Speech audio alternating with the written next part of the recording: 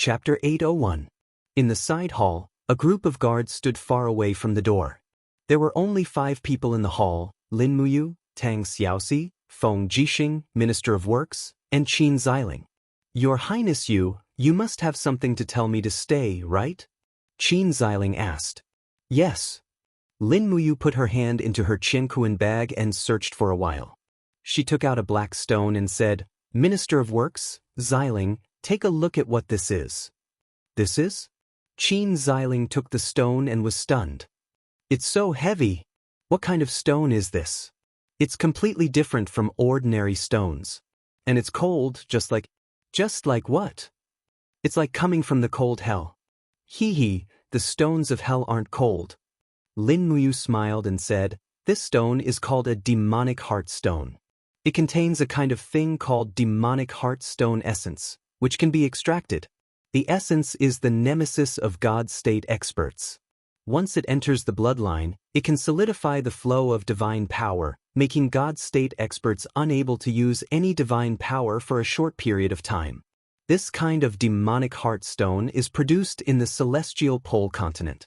Some of their weapons and arrows are tempered with demonic heart stone essence. As long as these weapons pierce the skin, even God state experts will become ordinary people. Feng Jixing was stunned. This is really one disaster after another.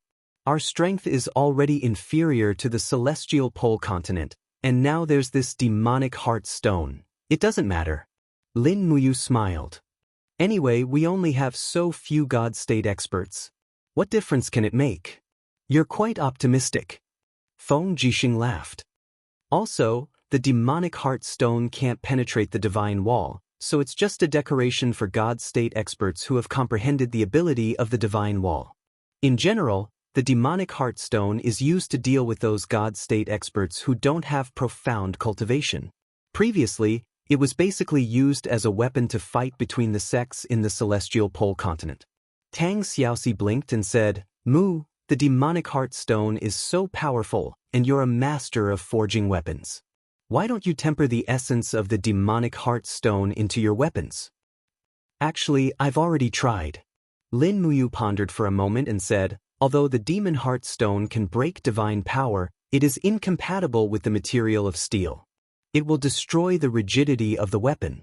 If I refine the essence of the demon heart stone into my weapon, then my weapon will not be able to bear all of my divine power. It will break by itself. How can such a weapon cut through the protective aura of an opponent? So there are pros and cons. Feng Jixing rubbed his palms together and smiled. Then what do we do now? Why did you leave Xiling and the Ministry of Works behind? The demon heart stone can't be used to make weapons, but it can be used to temper arrows. After all, arrows are a one-time business. Once they are shot, there is no hope for them to turn back. If you're lucky, the arrows can indeed be a deterrent. As she spoke, Lin Muyu took out a black and white arrow and said, Here, this is my failed product last night. I refined the essence of the demon heart stone into the white diamond arrowhead. I've tried it. Originally, the white diamond arrowhead could easily shoot into the rock, but this failed product actually broke the moment it touched the rock. I'm afraid it will also be very difficult to shoot into the body of a God state warrior. Your Highness, are you saying that after refining the demon heart stone, the arrowhead became brittle? Qin Xiling asked. Yes, you're right. It became brittle. Lin Muyu frowned and said, perhaps the molecular structure of the demon heart stone is in conflict with the white diamond and iron. Otherwise, it wouldn't be so brittle. Last night, I fiddled with it for a long time, but I still couldn't understand it. Xiling, here is a piece of demon heart stone and a white diamond arrow. You and the Ministry of Works can take it back and study it. Qin Xiling nodded. I'll go back and study it, but I can't guarantee that I will be able to find out the reason. Something that even Your Highness you can't understand. I don't have the confidence. No, I believe you. Lin Muyu patted his shoulder and said, You are the Empire's #1 genius, Qin Xiling, one of the most outstanding people in the Qin clan. If even you can't solve this problem, then no one can. Xiling, you developed the magic crystal cannon and saved the Empire from the iron hooves of the demon race. This time, we still have to rely on you. Qin Xiling nodded deeply. Yes, thank you your highness for your praise. I will do my best. Lin Muyu raised her eyebrows and said, Big brother Feng, transfer 10 imperial guards from the main hall. From now on, they will stay by Xiling's side and act as his personal guards. Xiling alone is equivalent to 2 of our regular armies. I understand. Feng Jixing agreed with a smile. Qin Xiling was extremely grateful. Thank you, your highness, for your kindness. No need to be polite. Lin Muyu said, Yen is Xiao Yin's cousin. Speaking of which, you can also be considered as Xiao Yin's cousin. It's just that she hasn't had the time to acknowledge you yet. As long as Xiao Yin can come back, I will definitely persuade her to acknowledge you as her cousin and grant you the title of king. This is my promise, and I will never go back on it.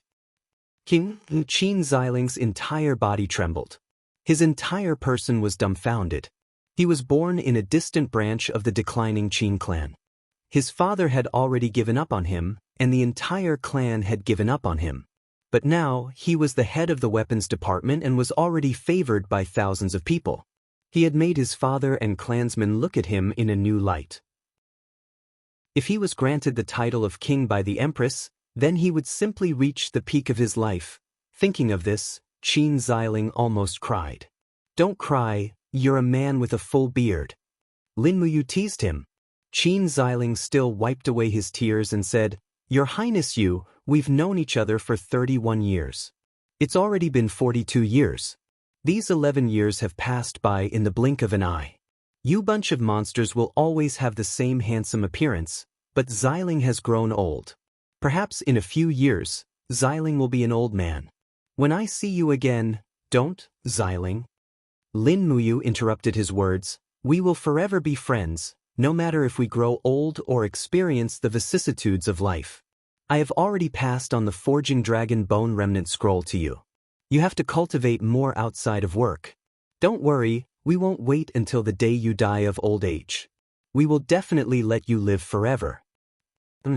Xiling nodded his head heavily. Then I'll go. Foster father, let's go back and study it together. The Minister of Works was also extremely excited. Qin Xiling had recognized him as his foster father a few months ago. Now that he heard that Qin Xiling would be a person who would be granted the title of king in the future, then he would be the father of the king. How could he not cry tears of joy? At this time, the sound of hurried footsteps came from outside the door. It was Chu Yao. She held a letter as she walked in. Her beautiful eyes were red and filled with tears. Once she entered the side chamber, she began to cry. Older sister Chu Yao, what's wrong? Lin Muyu hurriedly asked. The letter in Chu Yao's hands fell to the ground and her shoulders trembled. She could not help but cry loudly, Great Deacon Guyang, he has passed away. Ah! Lin Muyu took a few steps back and stood there woodenly. Gu Yang and Lei Hong were of the same generation, but he did not step into the god realm, so he would eventually die of old age. One by one, the elders passed away just like that. At this moment, Lin Muyu felt that the cycle of reincarnation was so cruel that no matter how strong one was in the world, one would not be able to stop these kinds of things. Feng Jixing was sad as he softly said, Great Deacon Guyang had worked hard for the empire all his life. Now that he has passed away, it is really the empire's loss. Lin Muyu was silent as he stood there with a sour nose. He had been with Guyang for a long time and had long developed a friendship between them. Now that the news of Guyang's death had come, it was like a bolt from the blue to him. Mu, are you all right? Tang Xiaoxi held his arm and said softly. Nothing.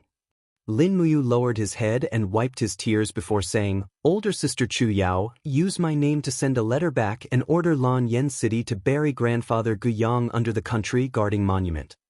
And I know. In one's life, there were many things one could do and many things one could not do, but this was life and it was not up to others. At dusk, the sea breeze blew the waves and constantly hit the reefs and the beach. The east seashore was full of rugged reefs and most of the areas could not be landed at all. It was very easy to cause ships to hit the reefs, and this was something that no ship dared to challenge. Thus there were more than 10 ports in the Lingdong province and only 3 of them were open to the public. 2 figures landed lightly on the surface of the sea and walked forward slowly on the waves. The nearly 1-meter-high waves actually avoided them as if they were retreating and submitting. Lin Muyu and Tang Xiaoxi had to come to the East Sea once a day. This place was a full 500 miles away from Dongshuang City, but they still had to come. This was their mission and responsibility. Looking from afar, a few ships were faintly discernible on the surface of the sea with a dark blue-purple flower flag hanging on the bow, which was the symbol of the empire. It was a warship, the patrolling warship of the empire's navy. No one knew when the war would come and why the Tianji Empire and the Blackstone Empire, 2 countries that were originally at war, would unite and facilitate the emergence of an honorary Shang League. It must be the Qin Empire.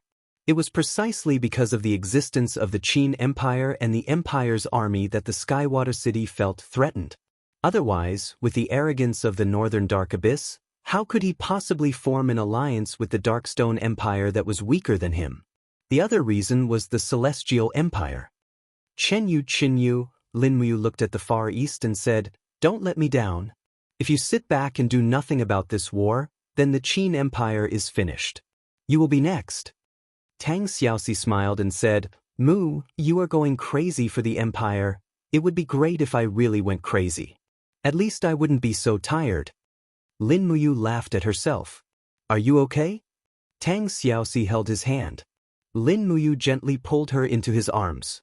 The 2 of them stood on the surface of the sea like a relief sculpture. "I don't know whether we can win this war or not. I feel that I can no longer control the future." Lin Muyu trembled and said, "When will Xiao Yin come back? When will she be willing to come back and help us?" Tang Xiaoxi hugged him tightly and tears came out of her eyes. Everything will be fine. Tang Xiaoxi knew that the burden on his shoulders was too heavy. It was so heavy that even someone as strong as Lin Muyu almost couldn't bear it. The gains and losses of the world, the successes and failures of all ages. Anyone would probably be the same. Chapter 802. The Lost Forest was a forest in an unknown plain. The Lost Forest was not very vast, but it was already controlled by the Western Heaven Realm. Because the terrain here was complex and ferocious beasts ran amok, it was treated as the last trial field of the Western Divine Realm. In this Lost Forest, the participants would kill each other. Rather than calling it a forest in another plane, it would be more appropriate to call it the graveyard of the gods. For thousands of years, how many outstanding and talented gods had fallen here, becoming the spoils of war for others. Swoosh, swoosh, swoosh, a few streams of light shot out in the sky. Each stream of light was a god. There were 20 participants, and a total of 20 God Emperor level experts were used to supervise this trial. In the night wind, Li Fei's short red cloak swayed with the wind. The moonlight outlined her enchanting figure and charming face. She stood in the wind, hiding her aura to the point where it was almost impossible to detect her, like a leaf in the wind. Her beautiful eyes shone as she quietly watched everything in the forest. The 20 participants had already spread out. Next, it was time to see how they would perform. The killing would only stop when there were only 10 people left. Rustle! A clear sound came from the leaves in the grass. In the darkness, a beautiful figure crouched in the bushes. It was Xin. She did not fly, because once she used her divine power to fly, she would definitely expose her position and attract other hunters. This was the last trial, and it was destined that she would not have any friends. She held the star's sword in her hand, and the blade was not unsheathed. On her waist, there was a military knife that she had brought from the banished land. This knife was not a divine weapon, but it was sharp.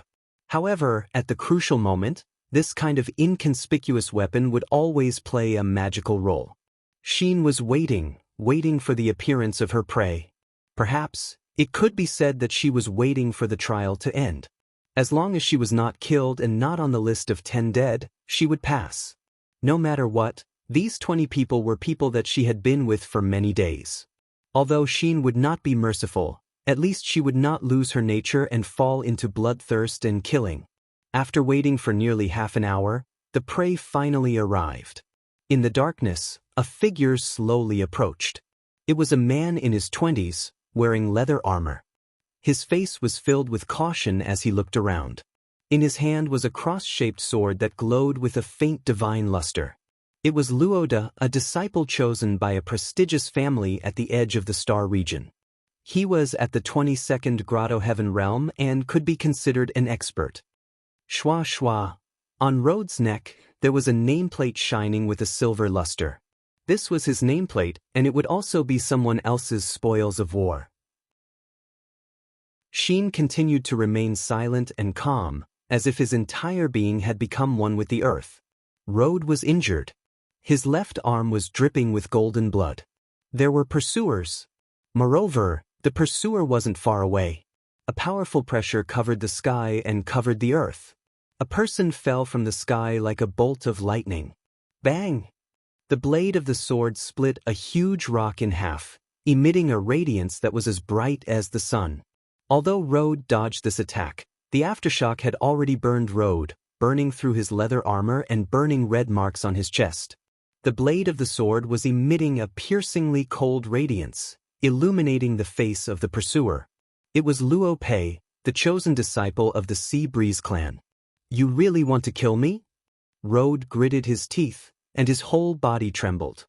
"If I don't kill you, how can I obtain the battle angel's blessing?" Luo Pei tilted her head, and her face was filled with a smile. "If you want to blame someone, blame it on your own incompetence. Rhodes, see you in the next life." The blade of the sword trembled, and endless light energy surged into it, as if it was going to melt this godly weapon.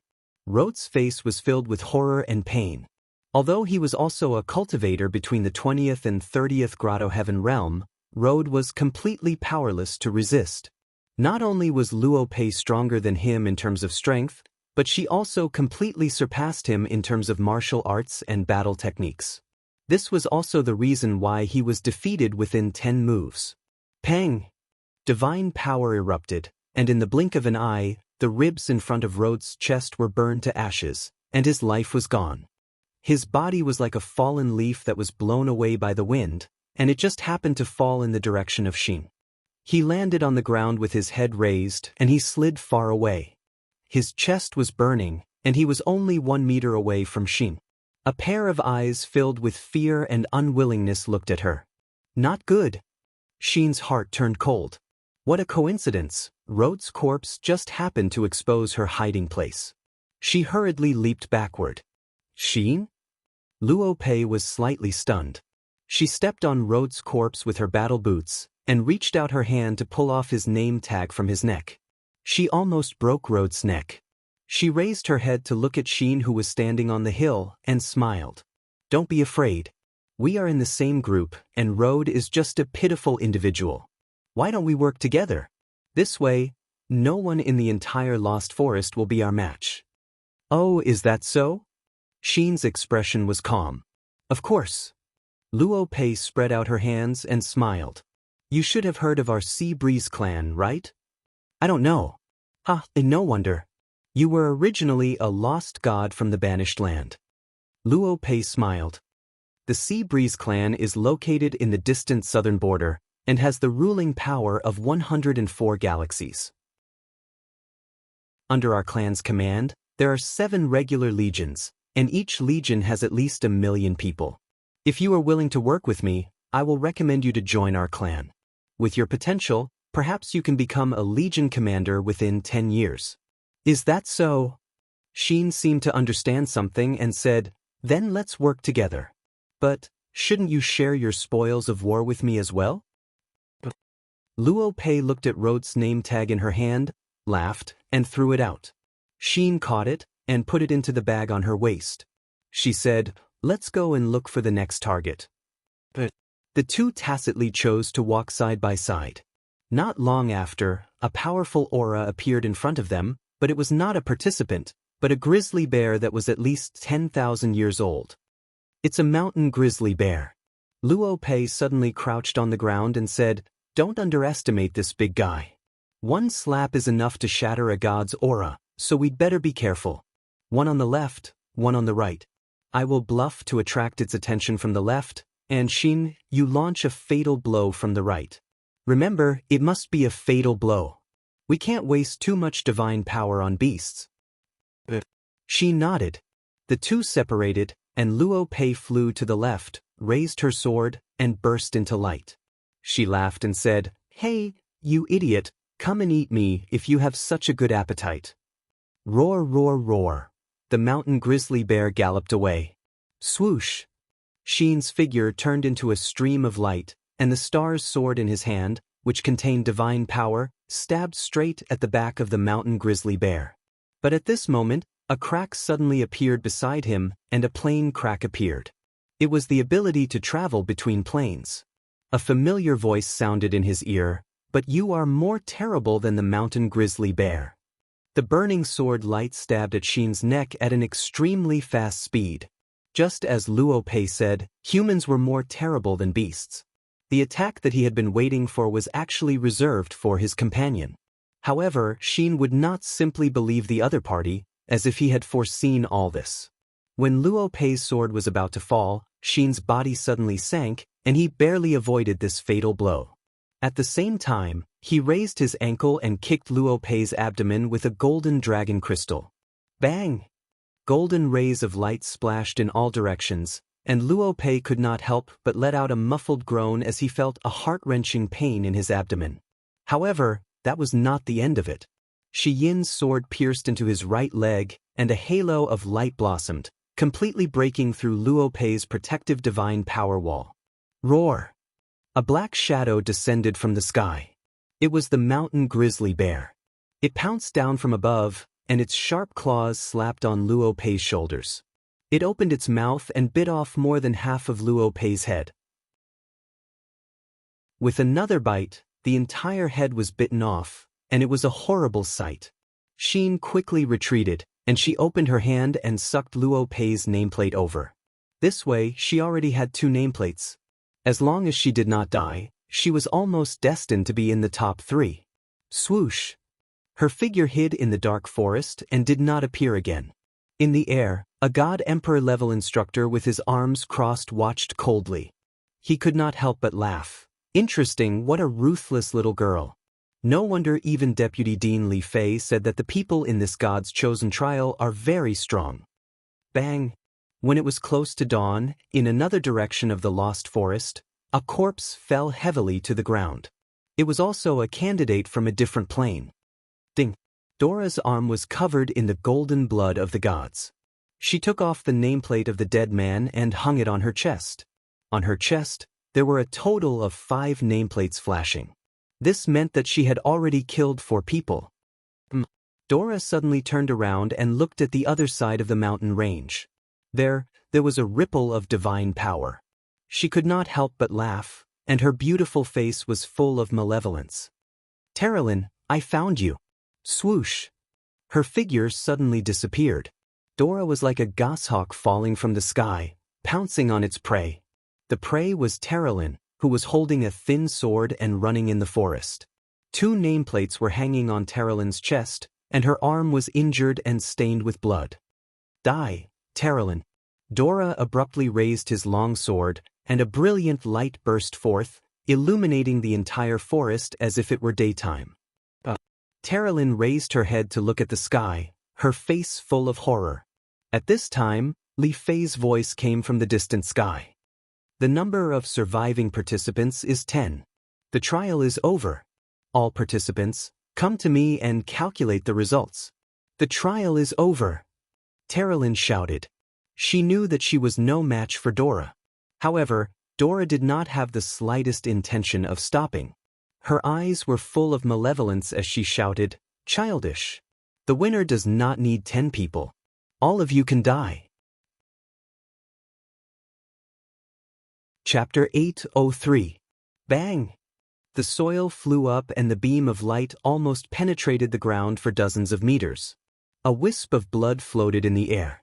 In less than 10 moves, Terralyn was defeated. Her body flew backward in the jungle like a cannonball, only stopping after smashing through countless trees. Her body was covered with thorns and bushes. Ugh! Terralyn quickly sat up and spat out a mouthful of blood. She knew she was running out of time. Dora's figure was like a phantom that came with the wind, constantly expanding the law of light divine power on the verge of erupting. How could this be? A stream of blood flowed down from Terraline's forehead and into her eyes, mixing with her tears. She wailed in a low voice. As an outstanding member of the younger generation of the Light Clan, was she going to die here? Moreover, the Light Clan's patriarch had already told the trial field to not let Terraline die no matter what. But where were the instructors in front of her? Hundreds of meters above the ground, Li Fei, Kulun, and the other instructors stood proudly in the air, overlooking everything in the forest. Their eyes were covered with a faint golden luster, which allowed them to see everything on the ground more easily. Are we really not going to help? Dora wants to kill Terraline. If Terraline dies, the old monsters of the Radiant Clan will never let us off. I heard that they dote on Terraline to the heavens in the Radiant Clan. An instructor said. Li Fei shook her head. No, we don't have to help. But Kulun held a ball of light in his hand. Li Fei's lips curled up. These 10 people will all become battle angels, but there can only be one level 7 battle angel. Don't you want to see a winner between Dora and Xian? This. Kulun's voice was cold. At the cost of Terraline's life? That's crazy. Shut up, this is the will of the ruler. Kulun was silent. The light grew closer and closer, so bright that it was almost impossible to open one's eyes. Dola held a blazing sun in her hand, and her domain descended upon Terraline, making it almost impossible for her to move. Only the heavens knew how such a young woman could unleash such a powerful domain. Goodbye, father. Terraline knew that her death was near. She closed her eyes, and her bruised body trembled slightly. Buzz! Dola raised this powerful ball of law of light and smashed it down, intending to destroy the entire forgotten forest. At this moment, a familiar voice sounded in Terraline's ears. Open your eyes and form a wall of light to protect yourself. It was Xian. Terraline suddenly opened her eyes. She didn't see Xian, but she found that she had escaped from Dora's domain. She hurriedly sat up and opened her hands to condense the energy of the light wall.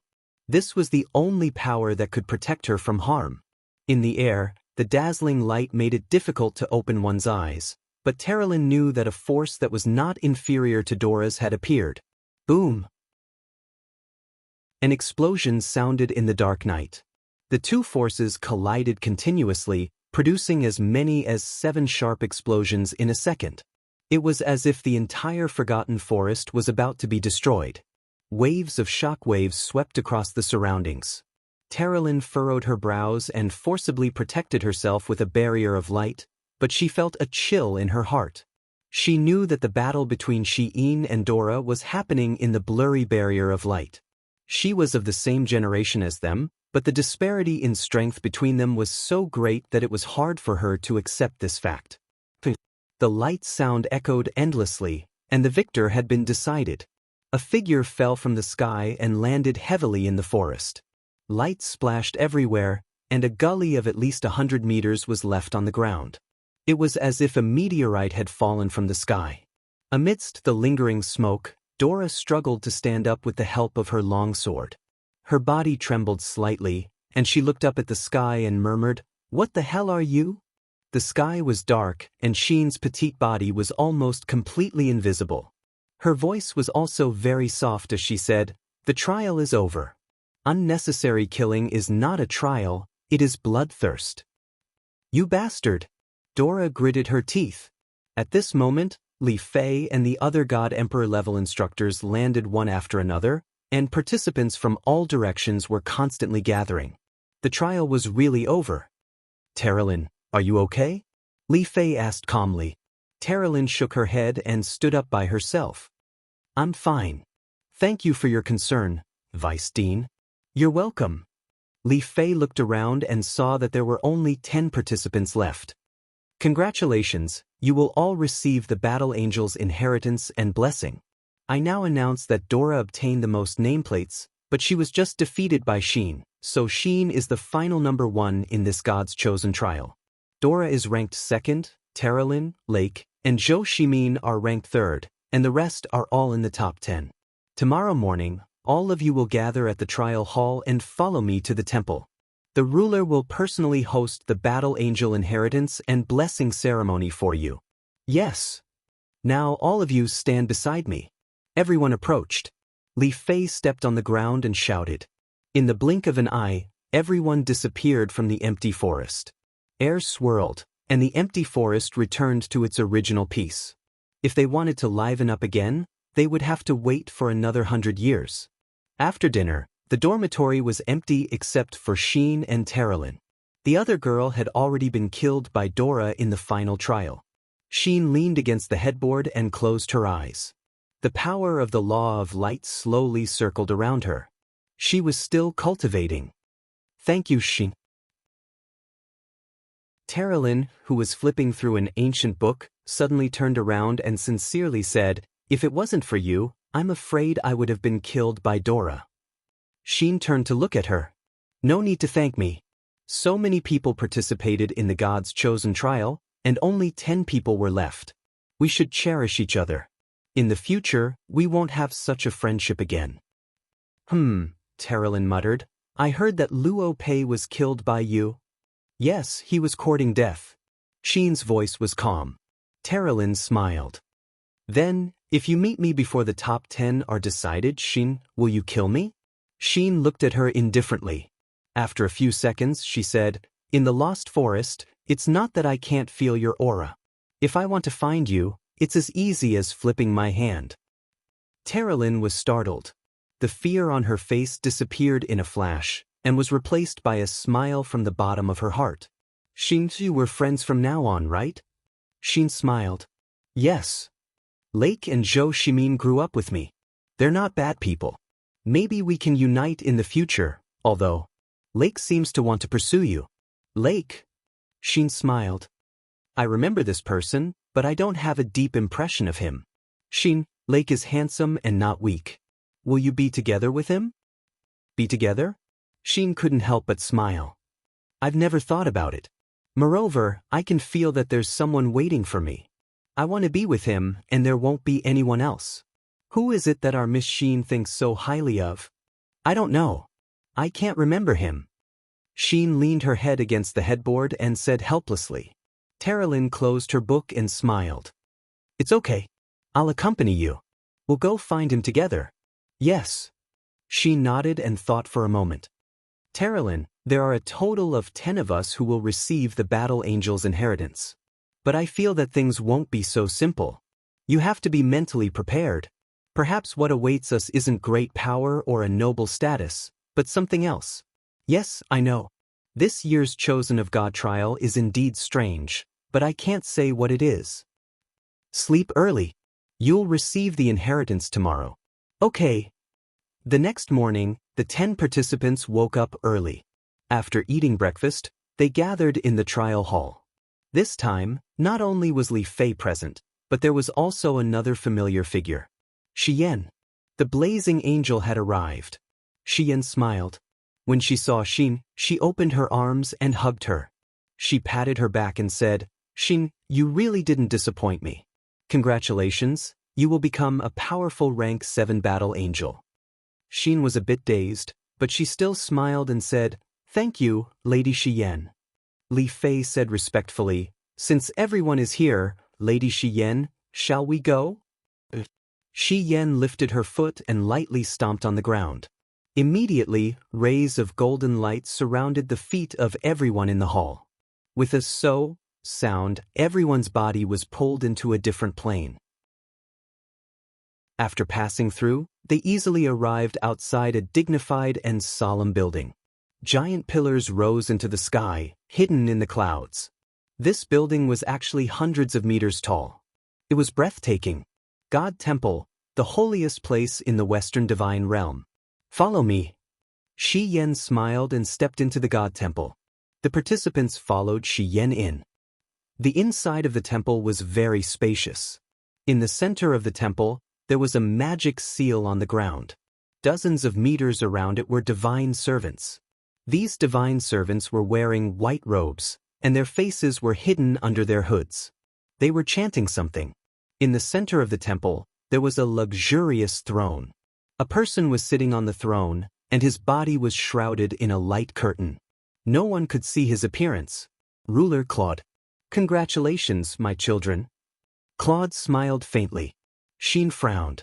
Claude's voice made her hair stand on end. Terralyn, Lake, and the others looked at each other in shock. Although they were all well-known figures of their families, none of them had actually seen Ruler Claude. Even their parents might not have had the honor of seeing him. Dora looked straight at Claude. His eyes were not filled with reverence, but with faith and fanaticism. Claude was the symbol of power and prestige, so Dora naturally felt a sense of servitude and admiration towards him. Chapter 804. You are all the cream of the crop in the divine realm, powerful gods who will rule the various planes in the future. May the holy light protect you forever. Claude's voice was very calm. Now, I will carry out the Battle Angel inheritance and blessing ceremony for you. Remember, Battle Angel is just a title, not a true angel. As long as you become a Battle Angel, you will have a chance to break through to become a four-winged radiant angel. When that time comes, you will be the mainstay of the divine realm. The group of contestants listened respectfully to the ruler's teachings in silence. The two seraphs, Xian and Eva, floated to Claude's left and right, one on each side. They looked at the contestants leisurely. Xian said, "One by one. 10th place, you go first." The 10th place was a contestant carrying a heavy shield. He respectfully came to the center of the temple and stood still. He knelt on one knee and said, "Thank you, Lord Ruler, for your blessing." Claude, who was shrouded in the light, had an indiscernible expression on his face. He merely smiled and waved his hand. In an instant, a powerful wave of divine power enveloped the candidate's body. With a low growl, he fell to his knees, as though he was in great pain. His blood was pumping and his veins were bulging. A strange light elemental power surged in his body, as though it was about to burst his body. Patter! In the sky above the temple, the thousands of statues gathered their palms together. Drops of holy water condensed together. Suddenly, a drop fell, falling straight on the contestant's head. Immediately, a golden light burst out. Ah! The contestant finally couldn't help but scream. His body twisted and struggled, and the shield in his hand repeatedly knocked against the stone bricks. About 2 minutes later, the light dissipated. He lay on the ground powerlessly, but a pair of blood-red light wings flickered behind him. He had received the inheritance. Blood-winged Battle Angel. The corner of Xian's mouth rose. Eva said, "I still remember the scene when I received the blood-winged Battle Angel's inheritance. Ouch, it was a nightmare. It hurt so much." Cough, cough, Claude coughed behind him, signaling the two restless seraphs to focus on the ritual and not speak nonsense. In the center, the newborn blood-winged Battle Angel knelt on one knee and said solemnly, "Thank you for your blessings, Lord Juggernaut. I will do my best to dedicate my life to light and justice." Claude nodded. "Go next." Number 9, step forward, Xian reminded. The 9th place was a girl. She walked up a little awkwardly and knelt down on one knee to receive the inheritance just like the others before her. Soon, it was Zhou Shimin, Lake, and the others' turn. They had all obtained the level 6 Battle Angel's legacy and all had blood wings. When a pair of blood wings appeared behind Lake, Terralyn whispered, "How do you feel?" Lake's face was filled with excitement. "Thank you, Sovereign Lord. Thank you, Radiant Light. I can sense that my power is greater than ever before." Compared to before the inheritance? Double the power. Oh my God! Terralyn opened her mouth wide, seemingly looking forward to the inheritance blessing even more. Number 3, Terralyn, Xian said softly. Terralyn stepped forward and knelt on one knee. Not long after, a pair of blood wings appeared behind her. Her power of light greatly increased, and her entire temperament seemed to have changed. The confidence on her face became incomparably proud. When she saw Xian and Dora again, Terralyn could clearly feel that her power surpassed theirs. Number 2, Dora. Xian frowned. She did not like Dora, because this kind of woman who would do anything for power was actually very annoying and frightening. It was said that in order to learn the martial arts of the Sea Breeze clan in the trial, Dora did not even hesitate to sell her body and sleep with Luo Pei. However, Luo Pei had already been killed by Xin, and she did not feel any pity and was completely indifferent. Dora piously stepped forward and knelt on one knee, saying, "Thank you, Lord Juggernaut. I will be loyal to the light for life." Claude smiled in satisfaction and raised his hand to activate his divine power to bless. Whoosh, whoosh, waves of golden air reverberated around Dora. She cried out miserably and fell to the ground, as if her reaction was very strong. Li Fei could not help but frown. What's going on? With Dora's cultivation, she shouldn't be in so much pain, right? Shi Yan squinted her beautiful eyes. Is it the power of darkness?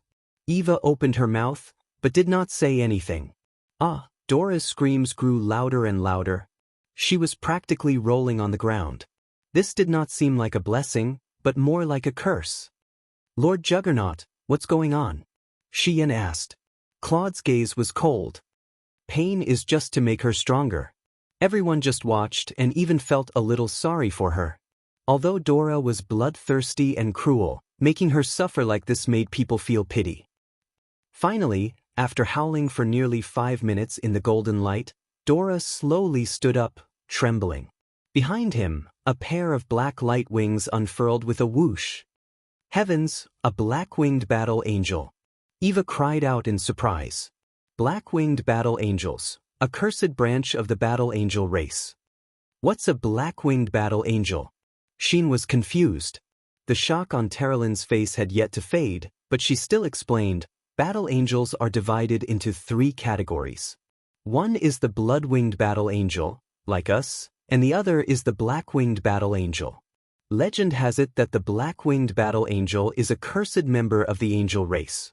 Their strength is lower than the blood-winged battle angel, but as long as they continue to kill and absorb blood, their strength will increase, even far surpassing the blood-winged battle angel. There's another type of battle angel, but it's only a legend. No one knows. Xin fell silent. In the center of the temple, Dora knelt on the cold stone bricks, her whole body trembling, not out of fear, but out of excitement. Her face was full of a seductive smile. She knew that with her current strength, even 3 Xians wouldn't be a match for her, because after transforming into a black-winged battle angel, she had broken through to the 50th heaven realm. Blessings and inheritances were ways to imbue divine power into one's body, greatly stimulating one's potential. Otherwise, there wouldn't be so many high-level cultivators in the Western Divine Realm, and they wouldn't be able to compete with the East Heaven at all.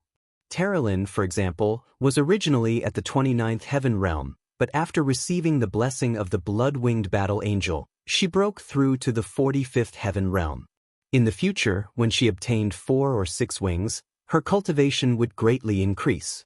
Angel wings were the privilege of the Western Divine Realm, and also their advantage. First place, Xin, accept the inheritance. Shi Yan smiled. She really didn't know how to hide her feelings, and her likes and dislikes were completely written on her face. Xin stepped forward, and when he brushed past Dora, Dora sneered, and an almost inaudible voice floated into Xin's ears. You better be able to inherit something stronger than me or else. I'll definitely kill you. Xin didn't say anything, and only walked forward and knelt on one knee. The corner of Claude's mouth rose, and he raised his hand to carry out the inheritance ceremony. Whoosh, whoosh, whoosh, waves of golden air swirled, and in the blink of an eye, it was like a storm had wrapped around Xin's body. Instantly, a powerful force spread out, and even the entire temple trembled slightly. Dark clouds gathered outside, and lightning flashed and thunder rumbled. Shi Yan looked at the sky outside in surprise. Eva opened her small mouth, and her eyes squinted as she smiled. This year's Chosen of the Gods trial is really interesting. Claude was even more stunned, and he stared straight at Xin, who was enveloped in the light screen. Among everyone present, only he could see through the layers of golden light. Outside, Dora clenched her fists, and her eyes were filled with anger and hostility. Even the black wings on her back spread out involuntarily, as if she was ready for a fierce battle.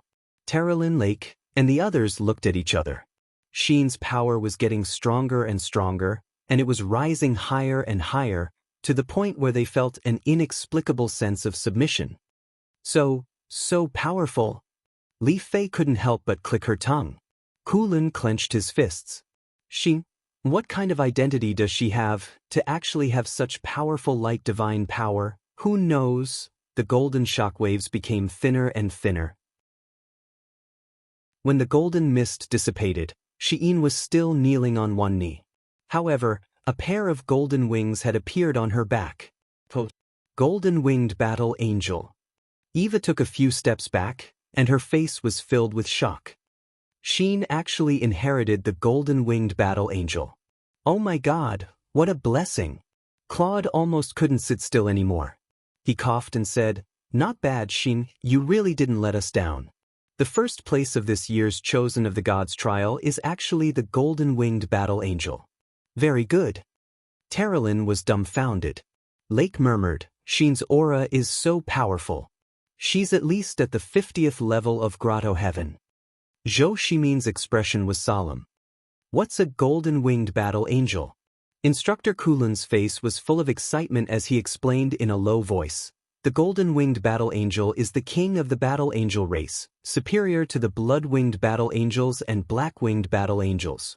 There's only one in 10,000, and legend has it that there hasn't been a golden-winged battle angel in the past 100,000 years.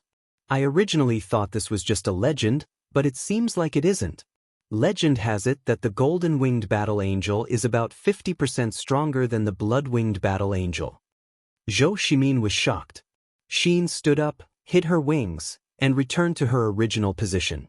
She glanced at Dora beside her and said calmly, "Now, do you still want to kill me?" Dora gritted her teeth and said in a low voice, "Then you have to be careful when you sleep at night." "Okay, I welcome you at any time." The corner of Xin's mouth rose and she said, "Even if you don't come looking for me, I will come looking for you. Don't worry." This time, it was Dora's turn to feel uneasy. Being targeted by a golden-winged battle angel was not a good thing. Claude stood up, and his body was enveloped by a holy light. He smiled and said, "Congratulations, the 10 of you have become the cream of the crop among the battle angels. This time's Chosen of God trial is not so simple. You will receive a new mission, and you will form a team of 10 to complete a mission that concerns the future of the entire Western Divine Realm. You have 3 days to rest, and that's it. Xin, you stay behind." "Yes, my lord." Chapter 805. The divine servants retreated with the lamps in their hands. In the blink of an eye, the hall was empty except for Claude, Xin, Xiyan, and Eva. Xin was a bit confused. "Ruler, why did you ask me to stay?" Claude calmly said, "You have the power of the Azura in your body. You should understand that, right?" Xin didn't expect that Claude already knew about this. "Xin." Claude looked at her with a gentle gaze. People with the power of darkness in their bodies cannot become true angels. Although you've already completed the inheritance of a level 7 golden-winged battle angel, the power of the Azura in your body will definitely affect your future growth. So, this time, we must completely dispel the power of the Azura and let you become a pure law god of light. Xin remained silent. Xiyan said, "Xin, the ruler will use the Lost Paradise to purify your body, but the Lost Paradise is a cursed god artifact. You'd best think carefully before agreeing. Since ancient times, very few people have ever been able to leave the Lost Paradise. Even god emperors might not be able to do so." Her words were undoubtedly a warning to Xin. "Xiyan, don't be so talkative," Claude said unhappily. "Yes, ruler." Xiyan lowered her head, her eyes flashing with unease. "Xin, have you thought it through?" Claude asked. Rather than saying it was a question, it was better to say that it was a form of coercion. "Yes, ruler." Xin had no choice but to submit to a fate that she couldn't control. "Good. Make your preparations. We'll enter the Lost Paradise in 2 hours." Yes, outside the hall, a cold wind blew, causing Claude and Xian's robes to flutter. "Xiyan." "Ruler, are you unable to see where you are?" Claude asked. Xian bit her red lips and did not continue speaking. Xin is just a wandering soul from the banished land. Is it really worth it for you to go against my will? Claude asked. The great sovereign said that Xin is nothing more than a wandering soul from another plane. Why should we make things difficult for her? She has already experienced many hardships. If she were to perish in the lost paradise now, where would the heavenly Dao be? Heavenly Dao? Claude smiled. Xian, is she really a wandering soul from another plane? Milord, what do you mean? Don't play dumb. Claude's voice was cold. No matter how Xin tries to hide it, she can't hide her sharpness. The divine spark in Xin's Yi is an incomplete divine spark of the law of light. The ability she uses is called the celestial dragon crystal. In all the planes of the universe, there's only one person who fits that description, and that's Qin Yin. Claude's eyes were full of cold light. He looked at Xian with his sword-like eyes and said, You are also a top expert with the cultivation of the 99th level of heavens. Can't you see this? Rather than playing dumb, it's better to say that you want to help Qin Yin, right? But Xian was at a loss. Xian, you're too kind. Claude said, if it weren't for kindness, there wouldn't be a second seraph in the Western divine realm, right? There's nothing bad about Eva becoming a seraph. Even if that's the case, there's no room for negotiation on this matter with Xin. Claude suddenly opened his palm, and a dazzling ice crystal appeared in his palm. Even though Xin was Qin Yin in her previous life, I want her to be baptized in the lost paradise. She'll forget everything and become a divine general of the Western divine realm. My lord, what are you going to do? Have you heard of soul forging? My lord.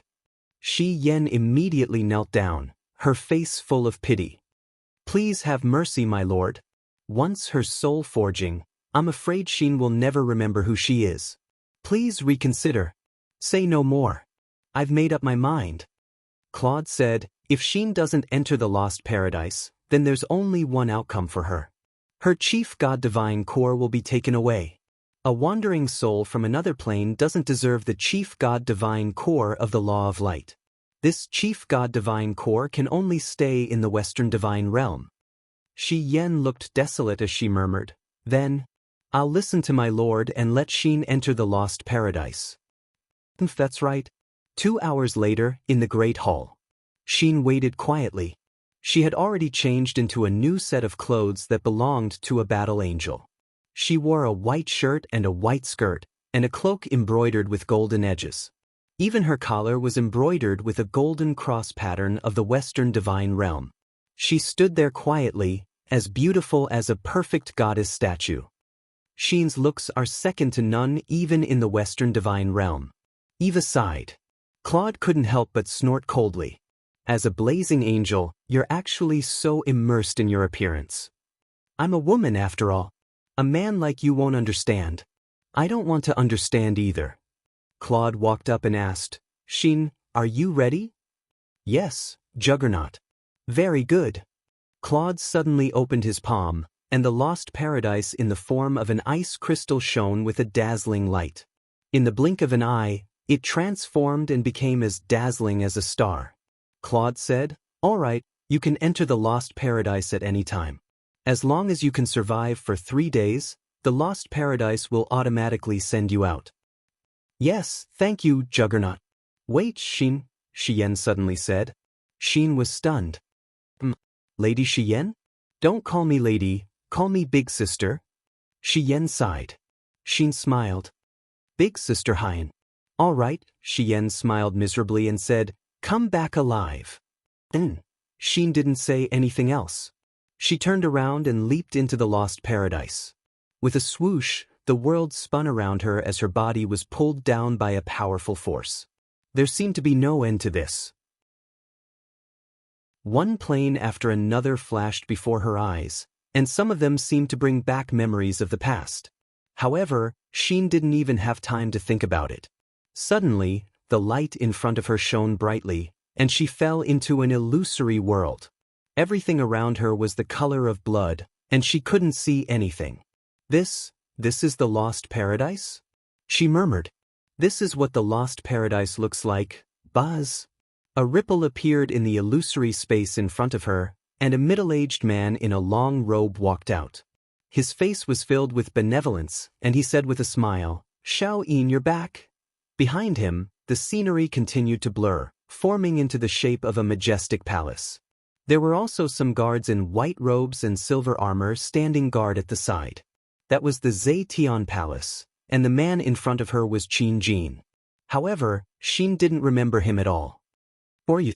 she asked in a small voice. The middle-aged man smiled. After a long time, he said, "I am your father, Xiaoyin. How did you get so far away? So far that Imperial Father can no longer see you." Xin was stunned. "Imperial Father? Who exactly are you?" Qin Jin's smile was still gentle. "Xiaoyin, don't wander anymore. Return to Yu's side. That's our home. My poor daughter, you've suffered so much. Don't wander anymore. Imperial Father will always be watching over you." His body was abruptly torn apart by time, and what replaced it was a vast expanse of fertile land. The sounds of battle rang out everywhere. Countless cavalry and infantry charged on the battlefield. The Empire's war flag swayed, but it fell again, and was then trampled by the enemy's iron hooves, filling the ground with mud. Amidst the dripping blood, a young general was covered in blood as he staggered toward Xin. There were a few arrows in his shoulder and chest, and his leg had been pierced by an enemy's spear. He couldn't walk very well. He dragged his right leg as he walked over step by step, using his long sword to support himself on the ground. That long sword was very familiar. It was Xin's stellar sword. "Xiaoyin." He walked over step by step. Blood flowed down his face, but there was a doting smile on his lips. "Xiaoyin, you're back? I've waited for you for 5 years, 5 years. It's good that you're back, it's good that you're back."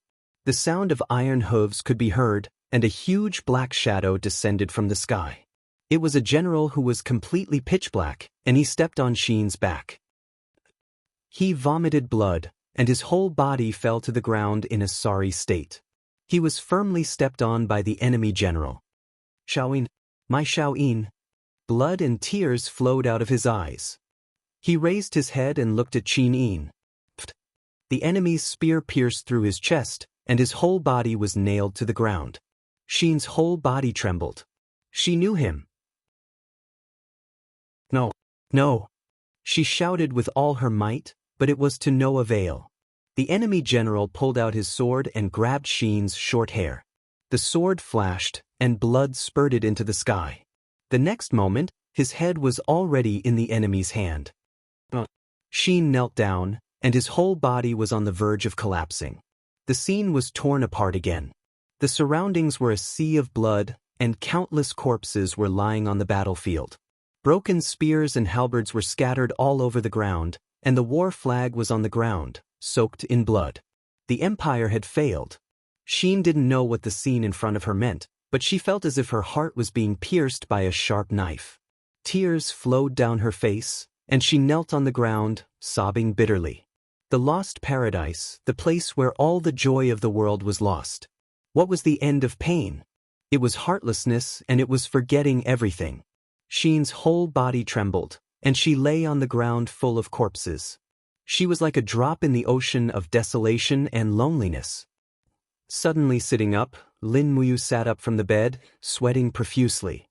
Her mind recalled the nightmare just now, and she murmured, "Xiaoyin, Xiaoyin." Not far away, Bai Yin, who was sleeping outside the door, also woke up. He hurriedly asked, "Your Highness, what's wrong?" It's nothing." Lin Muyu said softly, "I just had a nightmare. It's just a false alarm." "Bai Yin, what time is it now?" "It's 2:45 in the morning." "Oh, is there any news from the East Coast?" "Not yet. Your Highness need not worry. Go to sleep." Chapter 806. Early in the morning, the area outside Winterfrost City was bustling with activity. Many magic crystal cannons were escorted by soldiers as they slowly entered the eastern capital. Lin Muyu and Tang Xiaoxi stood on the city gate tower, watching as the magic crystal cannons entered the city one by one. Banners fluttered in the distance. Another army had arrived at Winter Frost City. They were the demons from the Endless Forest.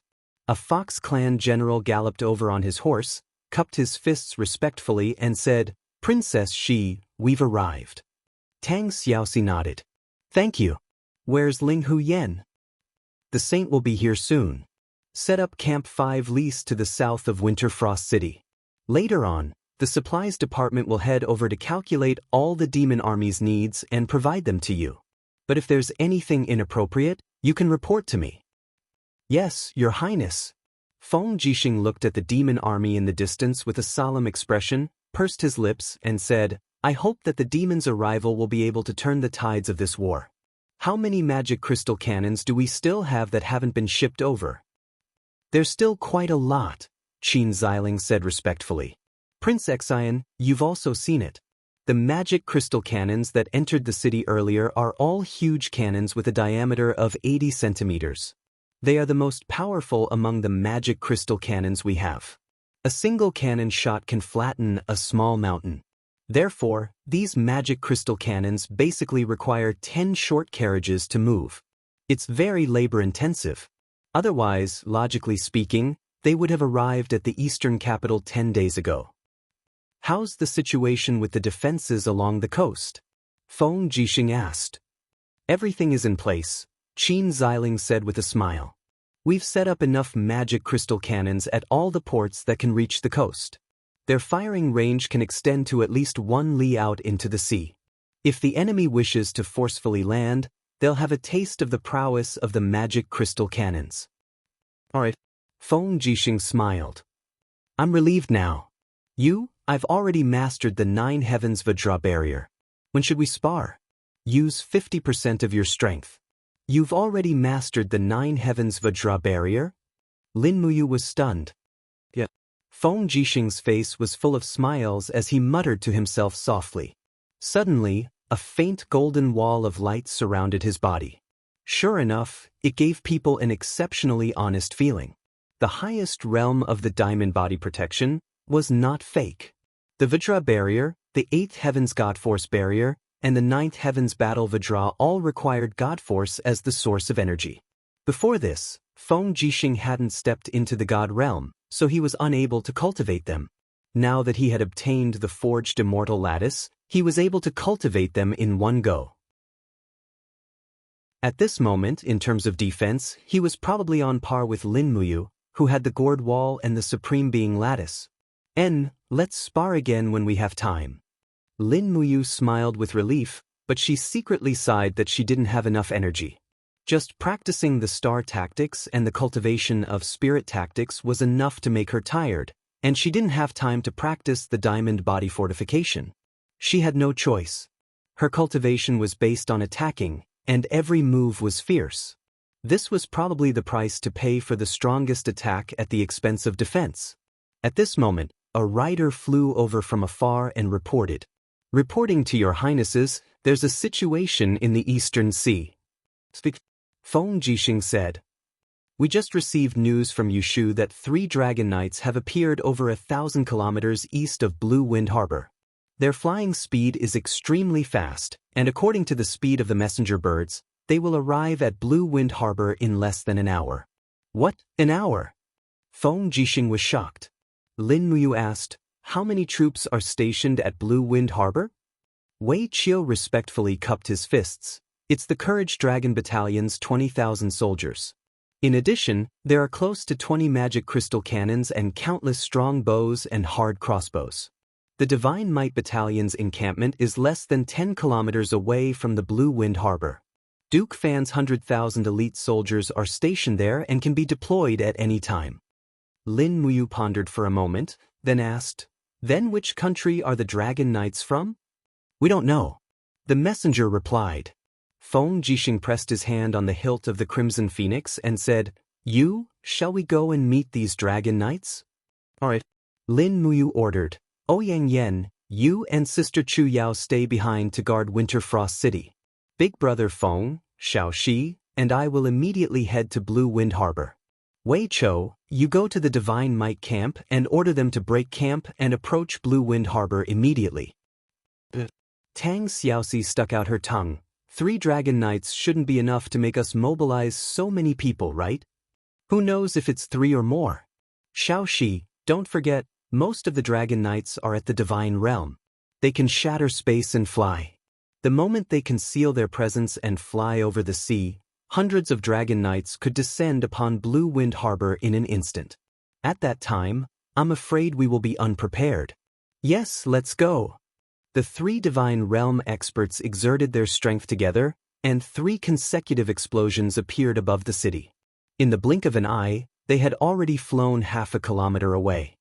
So powerful, Wei Chou, Citizen, Zhang Wei, and the others took a deep breath, admiring and envious.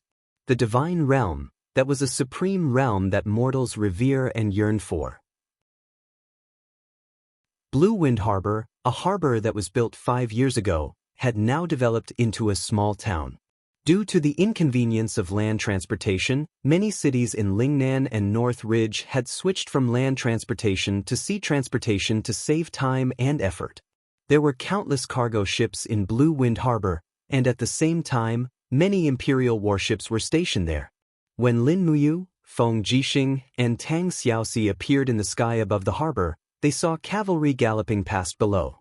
It was the patrol cavalry of the Longdan army camp. Their appearance for no reason added some desolate atmosphere to the harbor. Looking disdainfully at the people in the city, Tang Xiaoxi said, "Looks like the Dragon Knights haven't arrived yet." Lin Muyu nodded and spread out her spirit pulse technique. She faintly sensed the direction of a few powerful auras and said, "On the sea, let's go there immediately." The 3 of them turned into 3 streams of light and headed straight for the sea. In the East Sea, a cool breeze blew, and the waves were unrestrained. Over 10 merchant ships slowly sailed on the sea, and numerous blood-red flags with the image of a bear hung on the merchant ships.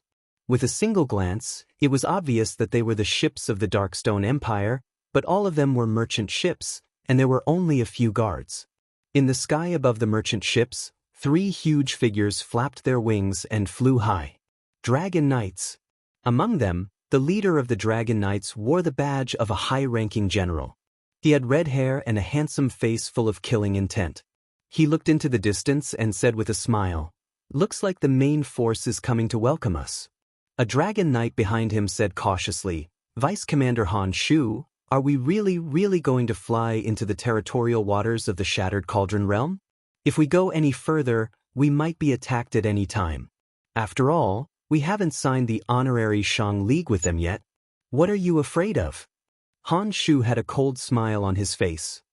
"This time, His Majesty sent us here to give them a warning. Moreover, I also want to experience the strength of the legendary sacred martial venerables of the Shattered Cauldron Realm. But Lord Commander said that we can't fight with them, lest we ruin our plans." "Shut up. A general can't obey the Emperor's orders in battle. Don't you understand such a simple logic? If Lin Muyu and Feng Jixing attack us, are we just going to sit and wait for death? Calm down, they will be here soon." "Yes." The 2 Dragon Knights behind him grabbed the reins together and caressed the neck of the huge dragon, comforting it and calming it down. Swish, swish, swish. 3 streams of light tore through the sky at an extremely fast speed. In the blink of an eye, 3 people wearing magnificent brocade cloaks appeared in the sky ahead. They were Lin Muyu, Feng Jixing, and Tang Xiaoxi. Dang! The Ice Origin Sword was unsheathed and emitted a sharp, buzzing sound. Lin Muyu smiled faintly and said, "The territorial waters of the Qin Empire prohibit any foreign race army from entering. Lord Dragon Knights, please return." Han Shu laughed loudly and cupped his fists. "I believe this must be His Highness Emperor Qin of the Shattered Cauldron Realm?" "Yes, and you are?" "I am Han Shu, the Vice Commander and Dragon Knight of the Blackstone Empire, one of the sacred martial kings of the Empire. Greetings, His Highness Emperor Qin." "So it's Lord Han Shu." Lin Muyu returned the greeting and said with a smile, "May I know why Lord Han Shu has come all the way to the territorial waters of the Qin Empire?" Han Shu said, "It's nothing much. It's just that Your Highness has seen it for yourself. These over 10 warships are filled with platinum and silver produced in our Blackstone Empire. His Majesty, the sacred martial emperor of the Blackstone Empire, has over 10 princesses and has long admired the exquisite brocade of the Shattered Cauldron realm. His Majesty dotes on the princesses and thus wishes to use these gold and silver to exchange for some brocade and satin to make some nice clothes for the princesses. We Dragon Knights have been ordered to escort this batch of precious resources. Your Highness, please let us through. Feng Jixing frowned and said, even so, we still can't allow foreign armies to enter our territorial waters. Lord Han Shu, please understand. This must be Prince Xen Feng Jixing, right? As expected, he has a dignified appearance. Han Shu stroked the short beard on his chin and said with a smile, I've long heard that Prince Xen Feng Jixing is proficient in both the pen and the sword. You're well versed in the laws of wind, fire, and thunder, and your peerless saber arts are unparalleled in the world. He narrowed his eyes. Since Prince Xian doesn't agree to our request, then in order to show the friendship between our two countries, why don't we spar with martial arts and seek your Highness' guidance? This way, I, Han Shu, won't have to return empty-handed. At the very least, I'll be able to witness the demeanor of a hero from the Shattered Cauldron realm. Feng Jixing's gaze was cold, and his two sabers were already enshrouded with gales and killing intent. Wait a minute. Lin Muyu stopped their plan to spar and said with a smile, Lord Han Shu, you're an expert at the sacred martial king realm while Big Brother Feng has only just stepped into the 17th level of the Grotto Heaven realm. If you challenge Big Brother Feng with your 57th level of the Grotto Heaven realm, won't you be seen as bullying the weak? I believe that the Blackstone Dragon Knights are righteous people and wouldn't do such a despicable thing, right? It was true that Feng Jixing was definitely not a match for Han Shu. This was something that he himself was very clear about. Han Shu clenched his fists and said with a faint smile, Then what does His Highness Prince Qin mean? Lin Muyu smiled and said, Prince Xen is my elder brother and is stronger than me. I can only be considered second in the Qin Empire. Lord Han Shu, 3 people have come this time around. Why don't you choose the second strongest among you to spar with me? How about it? Han Shu was stunned. The gaze of a dragon knight who wore dark green armor behind him turned cold as he said, Deputy Commander, since His Highness Prince Qin has issued a challenge, then we have no choice but to accept it. Gao Lian, think carefully. He's Lin Muyu, Han Shu said with a disdainful gaze. I know the pros and cons, Deputy Commander, please rest assured. All right then. Chapter 807. I am Gao Lian, the leader of the Black Rock Dragon Cavalry's 9th Squad. I am also a Dragon Rider General and a Martial King. Gao Lian held his dragon spear, his eyes filled with arrogance as he smiled and said, Your Highness, please enlighten me. Gao Lian's body pulsed with a total of 31 waves of divinity. He was a cultivator who had just stepped into the Martial King realm. Lin Muyu lowered her sword and silently looked at her opponent. Gao Lian wasn't that scary. Lin Muyu had already reached the Grotto Heaven realm and wasn't too far away from her opponent. Furthermore, with the strength of her supreme godhead, she might even be able to win. What was scary was Han Shu, who was standing behind Gao Lian. If Gao Lian lost, Han Shu would definitely make a move. At that time, it would be impossible to resolve the situation. However, they had no choice but to make a move. As long as they showed weakness, with Han Shu's ruthless style, he might just kill all 3 of them. Lin Muyu had no other choice. Please enlighten me, Your Highness. Gao Lian raised his dragon spear and suddenly roared. He rode on his dragon and flew over. The dragon spear turned into a sharp cone that carried a whirlwind and pierced straight towards Lin Muyu's chest. It was extremely fast and ruthless. Clang! Sparks flew everywhere. Almost no one saw how Lin Muyu blocked Gao Lian's attack. She used the fallen star steps in her battle boots, and every step she took caused ripples of blue light to form on the walls of the void. It was a beautiful sight to behold. Lin Muyu's speed was too fast, but she moved in the air as if she was walking on flat ground. In a twirl, she arrived above Gao Lian's head. Her long sword slashed down sharply, and the light was dazzling. Come at me! Gao Lian's eyes were burning with fighting spirit. He suddenly flipped the human dragon unity, twisting it as he waved it. Like a drawn bow, the tip of the bow contained a tremendous force as it flew towards Lin Muyu's blade. Bang! The raging flames collided with the gales, and the strong airflow forced several people in the surroundings to retreat. Even Han Shu and the other Dragon Knight had to retreat slightly on their giant dragons to avoid the shockwaves. Gao Lian's figure flipped, and the giant dragon became incomparably agile. At the same time, the giant dragon's body was enshrouded in a faint azure light, as if it was a star. That was a kind of domain-level power. Once Lin Muyu entered this domain, she would feel as if her feet were stuck in mud, and it was extremely uncomfortable. She had already experienced this ability when she was challenging Lei Wen. The Dragon Defense Spiral was a technique that every Dragon Knight would eventually master. It was an ability that allowed humans and dragons to become one. Once a Dragon Knight mastered the Dragon Defense Spiral, their combat strength would increase exponentially. Roar! The dragon let out an angry roar and bit down on Lin Muyu's leg.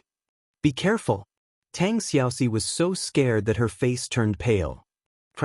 The giant dragon bit empty air because Lin Muyu actually increased her speed at the critical moment. She turned into a bolt of lightning and flew toward its master with the giant dragon's wings. Her long sword was imbued with star power. 5 mountains descend from the heavens. Gao Lian's killing intent surged. He laughed loudly and raised his dragon spear to parry. Clang! Sparks flew. The two's strength was evenly matched, and the 5 mountains descend from the heavens was neutralized just like that.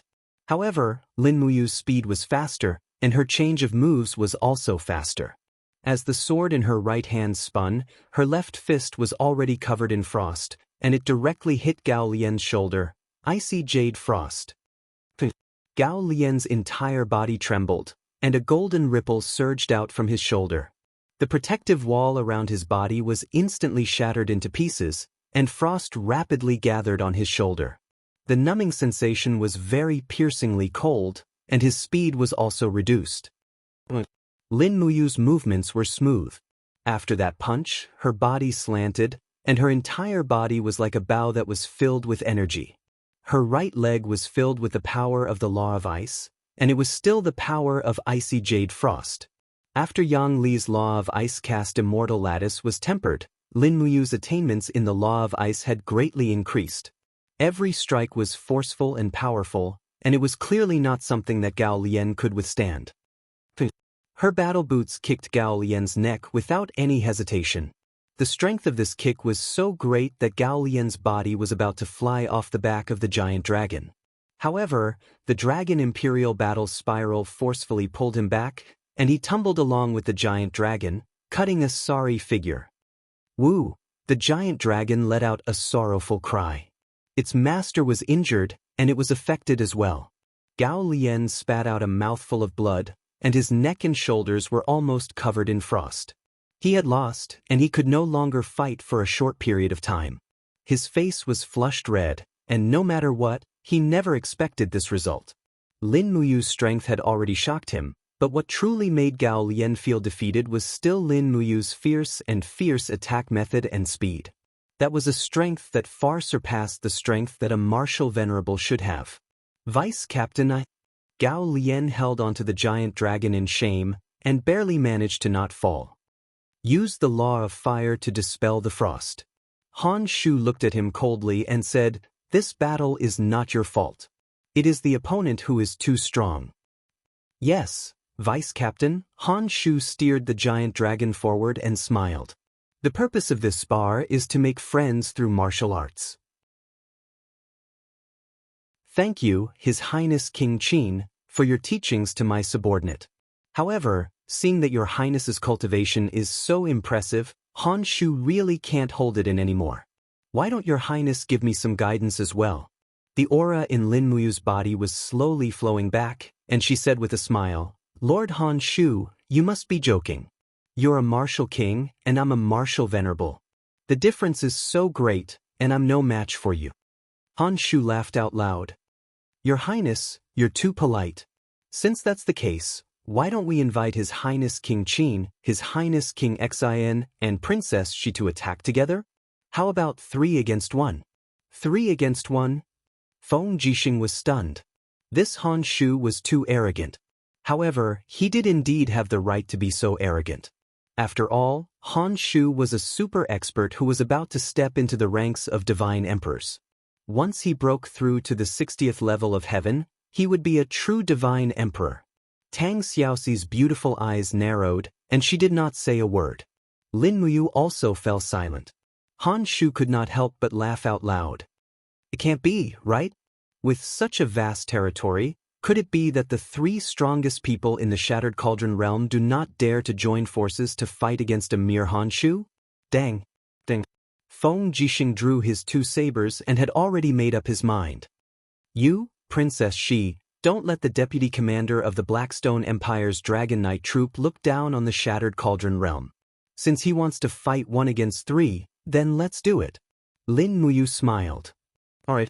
Tang Xiaoxi did not use the nation-suppressing whip.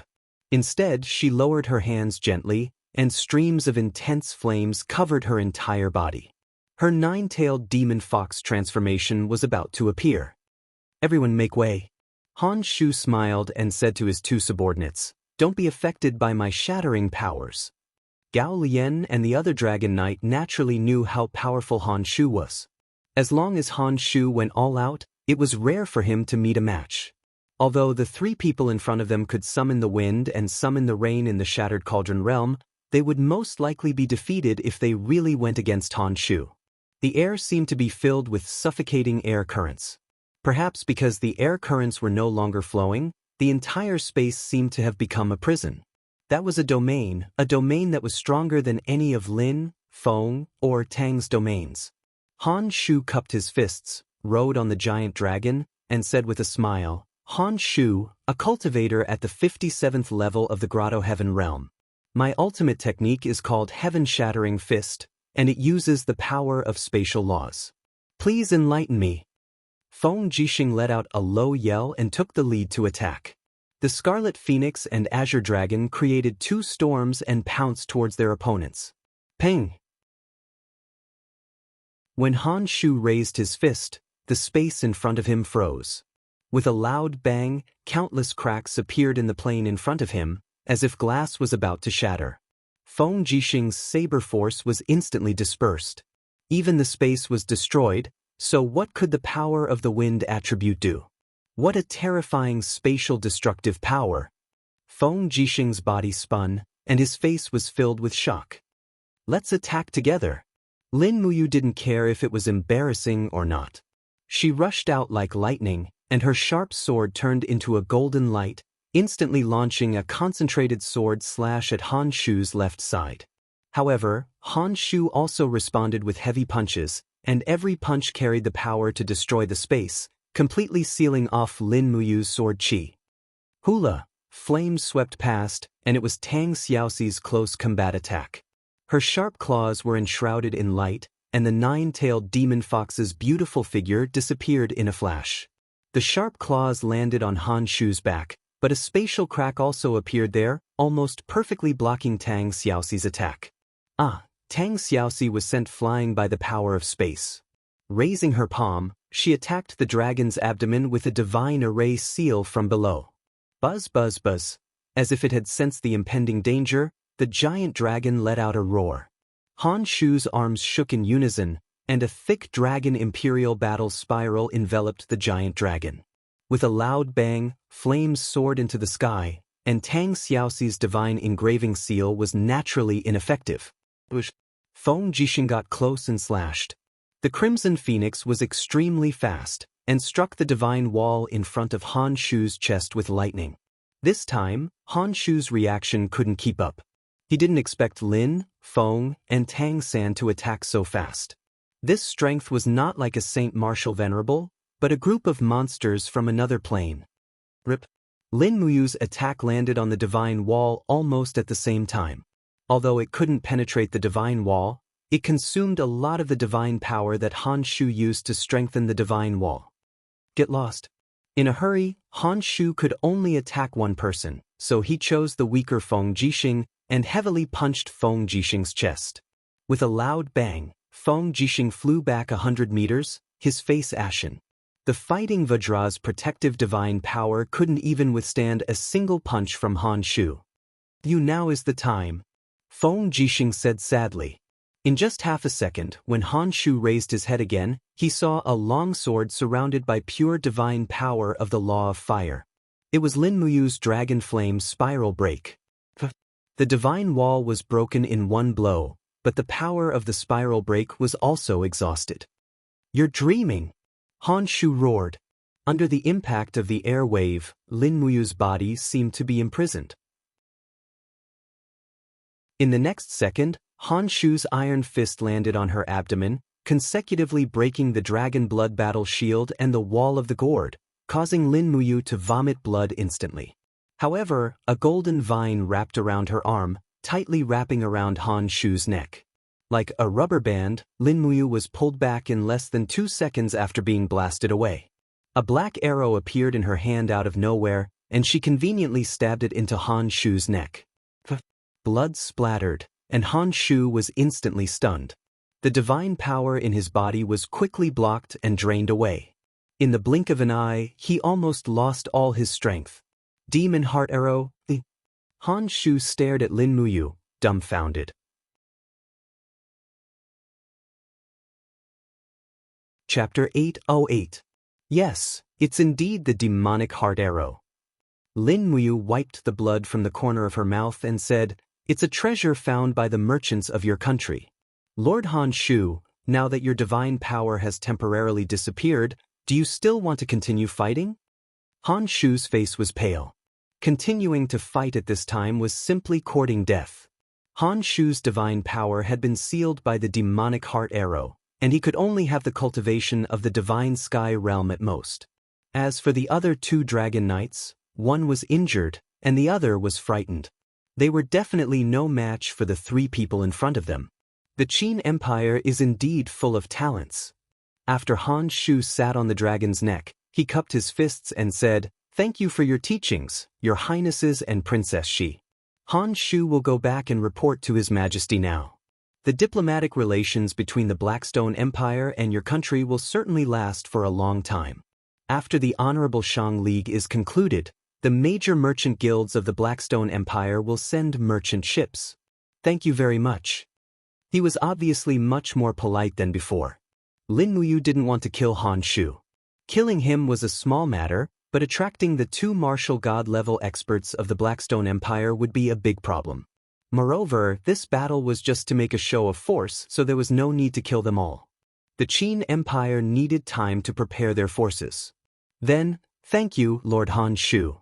Lin Muyu looked at the dozen or so merchant ships on the surface of the sea and said, "I will personally escort these merchant ships into Blue Wind Harbor. After they have unloaded their cargo and replenished their food and water supplies, they will return the same way." "Then, what about our cloud brocade?"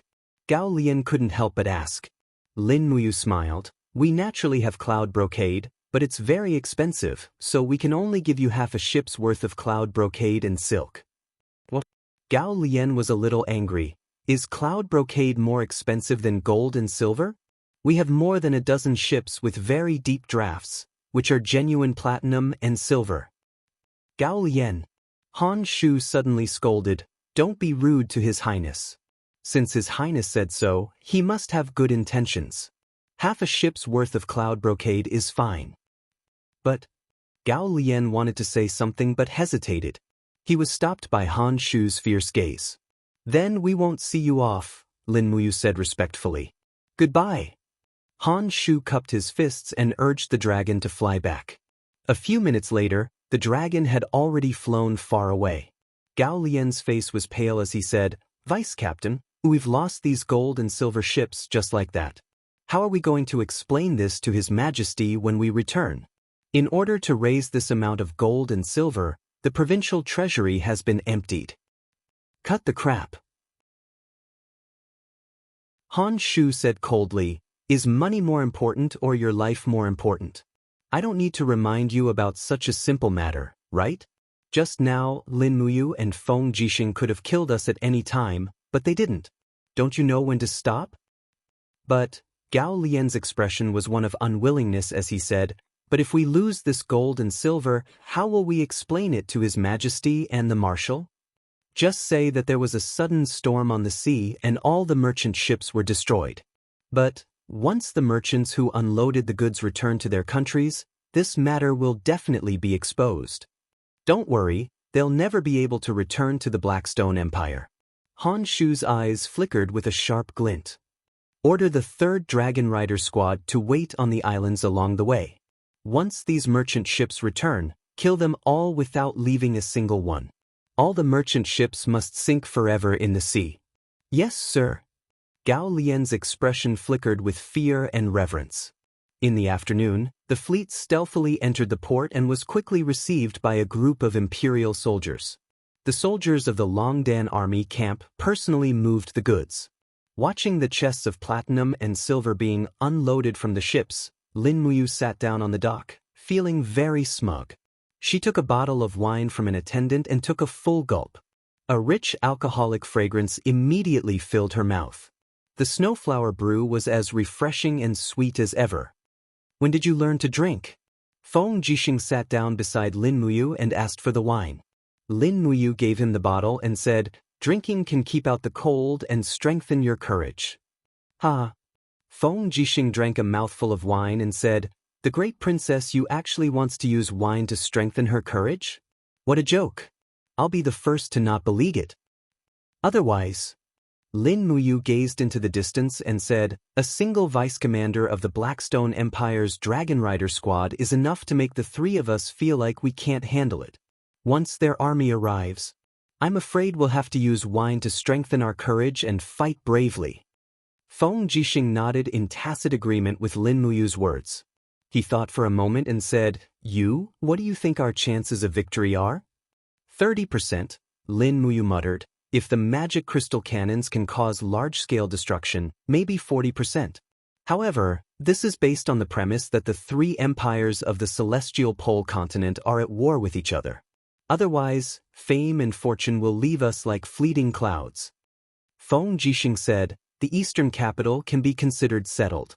I'll be going to Skyspan province in a few days. Do you have anything to say to me?"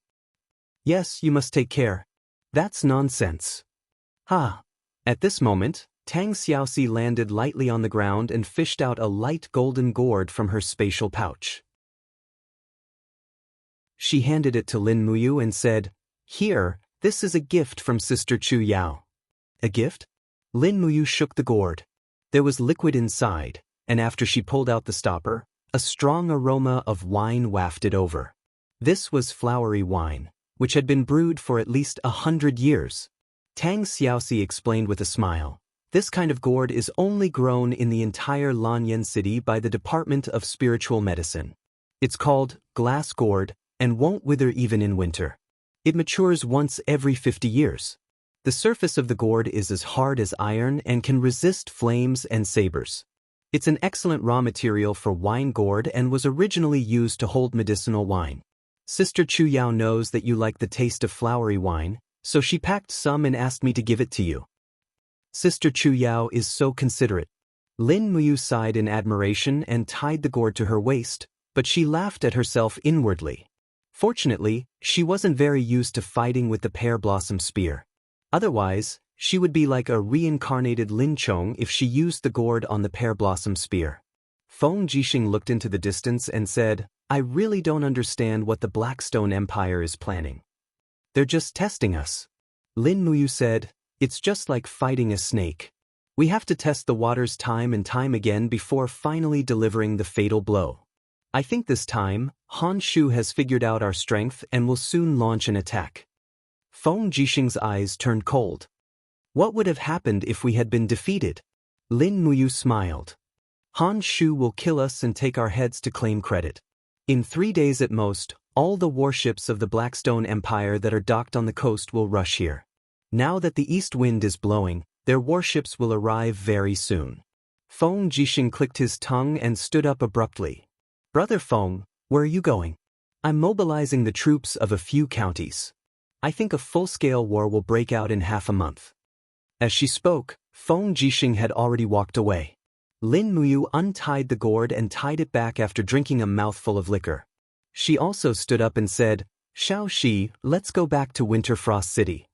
In the icebound pole, a barren grassland was gradually shrouded in snow and wind. This grassland was called the Green Plains, and was the warmest place in the entire icebound pole. Every year in the summer and autumn, the ice and snow on the Green Plains would melt, and the trees would sprout and bear some fruits, bringing some vitality to the land. But now, the Green Plains had been occupied by a dense demon army. Countless armor demons were digging the ground in search of potatoes, bugs, rats, and hibernating snakes to fill their stomachs. But even so, they still could not fill their stomachs. Under the imperial canopy, the demon emperor Feng Yuan's aged face was full of vicissitudes. On the side, Feng Jing, who was already a wife, wore a gray robe and closely guarded her father. Feng Ning, on the other hand, wore a snow-white robe and rode a warhorse to inspect the situation of the army. Tuck, tuck, tuck. The sound of hooves approached. It was a messenger. "Reporting to your majesty, 132 armor demons have starved to death in the camp today. Marshal Qianfeng has sent a letter saying that no new living territory has been discovered." "Got it? You may leave." Feng Yuan gently waved his hand and said, "Marshal Shen, how many men and horses do we have left?"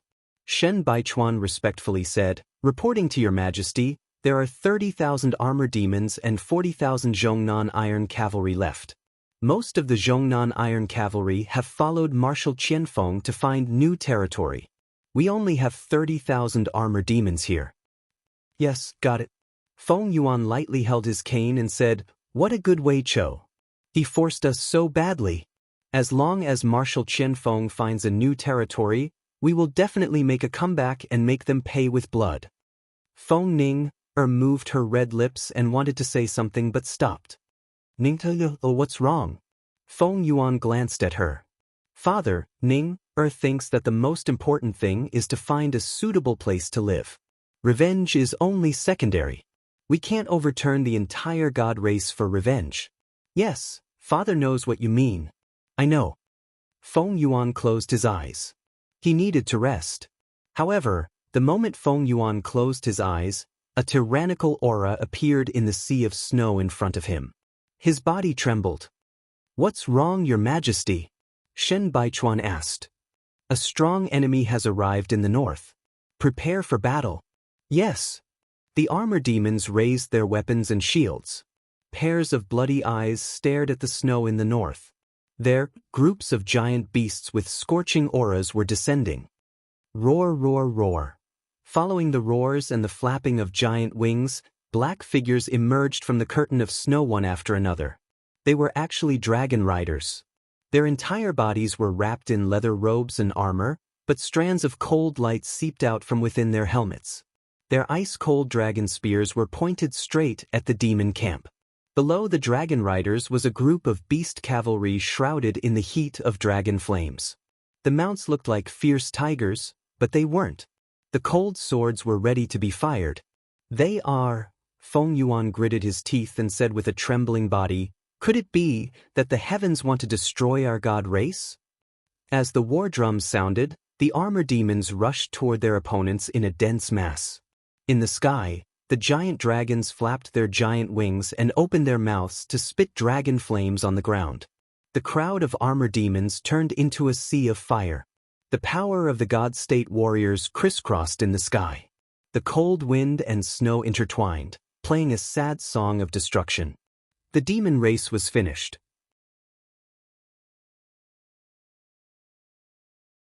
Chapter 809. Snowflakes drifted between the sky and the earth. The snowfield stretched as far as the eyes could see. The cold wind was blowing, making the warhorses snort. A group of fatigued cavalrymen unloaded their armors and hung them on the sides of their horses. Even the demon battle flags had been crooked. They zigzagged on the snowfield and tried their best to avoid ice caves and icebergs. Otherwise, the horses would not be able to pass through. Qianfeng appeared to be especially cold as he tightened the foxskin scarf around his neck with a thick layer of frost on his dashing eyebrows. Frowning, he seemed to have smelled something. At the same time, he quivered all over and stopped where he was. "Marshal, what's wrong?" a deputy general asked. "There seems to be a smell of blood." Qianfeng replied with a tight frown. "Smell of blood? How far is His Majesty's encampment from us?" 5 miles at most. Qianfeng became a bit restless as he abruptly whipped his warhorse and shouted, "Cavalrymen in the vanguard, follow me at full speed. Hurry up, everybody, drop your armors and march at full speed." The group of high-level demon cavalrymen became dumbfounded. Closely after that, they whipped their horses and followed Qianfeng. The hooves of the horses clattered against the layer of ice, creating a creaking sound. With over 1,000 cavalrymen marching together, it was as if there was an earthquake. Even the layer of ice began to crack, as if it would collapse at any moment. The smell of blood grew increasingly intense. When Qianfeng set foot on a piece of unfrozen wasteland, he saw an unforgettable scene. The boundless wasteland was covered with corpses of demons, armored demons, winged demons, and senior demons. Broken limbs were everywhere. Demon battle flags were crooked and broken. Many armored demons' corpses were still burning. The smell of burnt flesh mixed with the smell of blood was very unbearable. "Your Majesty!" "Jingya!" Qianfeng slid off the horse absent-mindedly as he staggered forward. His battle boots stepped into a puddle full of blood, splashing blood all over his body. Behind him, the cavalrymen were all shocked. Looking at the purgatory-like encampment, they were scared out of their wits. This was a nightmarish day for the demon race. It was even more miserable than the fiasco in the 8 wastelands. On this day, the demon race lost their last hope and became a masterless soul on the continent. "Marshal Qianfeng," the deputy general said with a gloomy face. It seemed that Qianfeng had not heard that. Leaning on his long sword, he walked towards the distance step by step. Over there, numerous armored demons' corpses were piled up like mountains. In the center of the corpses were a group of high-level demon guards with long swords. They were lying on the ground in disorder. Some of them had their hearts pierced through, while some had their heads chopped off. They all looked extremely miserable. "Jingyu," Qianfeng trod on the blood while his blood-stained cloak was fluttering in the cold wind. He looked pretty embarrassed. There were many corpses of high-level demon guards around him. They were killed for protecting their masters. Armored demons in the periphery were killed for protecting versatile emperor. Right in the center of the battlefield, some headless corpses were lying there quietly. Why did this happen? Qianfeng sat in the blood with gloomy eyes. He held the cold hand of a corpse beside him. The strong wind messed up his long hair. He murmured, "Why? What did Jing'er and Ning'er do? Why did this happen?" He suddenly smiled, and his smile was extremely ferocious. He laughed for a long time. He laughed crazily until tears flowed down his cheeks. "Marshal!" In the air, a winged person shouted, "People are coming from the west. It seems to be a group of people riding dragons. They have launched an attack on us. What should we do?" Qianfeng held the headless corpse of Feng Jing'er and said lightly, "Bury the bodies of His Majesty and the 2 princes. Leave the 2nd battalion to resist the enemy. The rest of you retreat with me. We have no food and weapons. We are no match for them." "Who are they?" the deputy general asked. "That is the emblem of the Tianji Empire." Qianfeng looked into the distance and said, "Retreat." The deputy general panicked. "Marshal, we have nowhere to retreat. Where can we go?" 8 wastelands. Let's return to the continent." 2 days later, in the eastern capital, Winterfrost City. Although it was already spring, the walls of Winterfrost City were still covered in a thick layer of frost as if it was winter. The soldiers on the walls were breathing into their palms to keep warm. In the distance, on the frozen road, 2 figures on horseback were approaching, carrying a golden flag on their shoulders. It didn't look like a war flag, but more like some kind of envoy's scepter. "Stop or we will shoot." The general in charge of guarding was Zhang Wei. He stepped on the battlement with his saber in hand. He shouted, Who are you? How dare you come to the eastern capital without permission? You don't look like people from the Shattered Cauldron world. One of the skinny men smiled. That's right.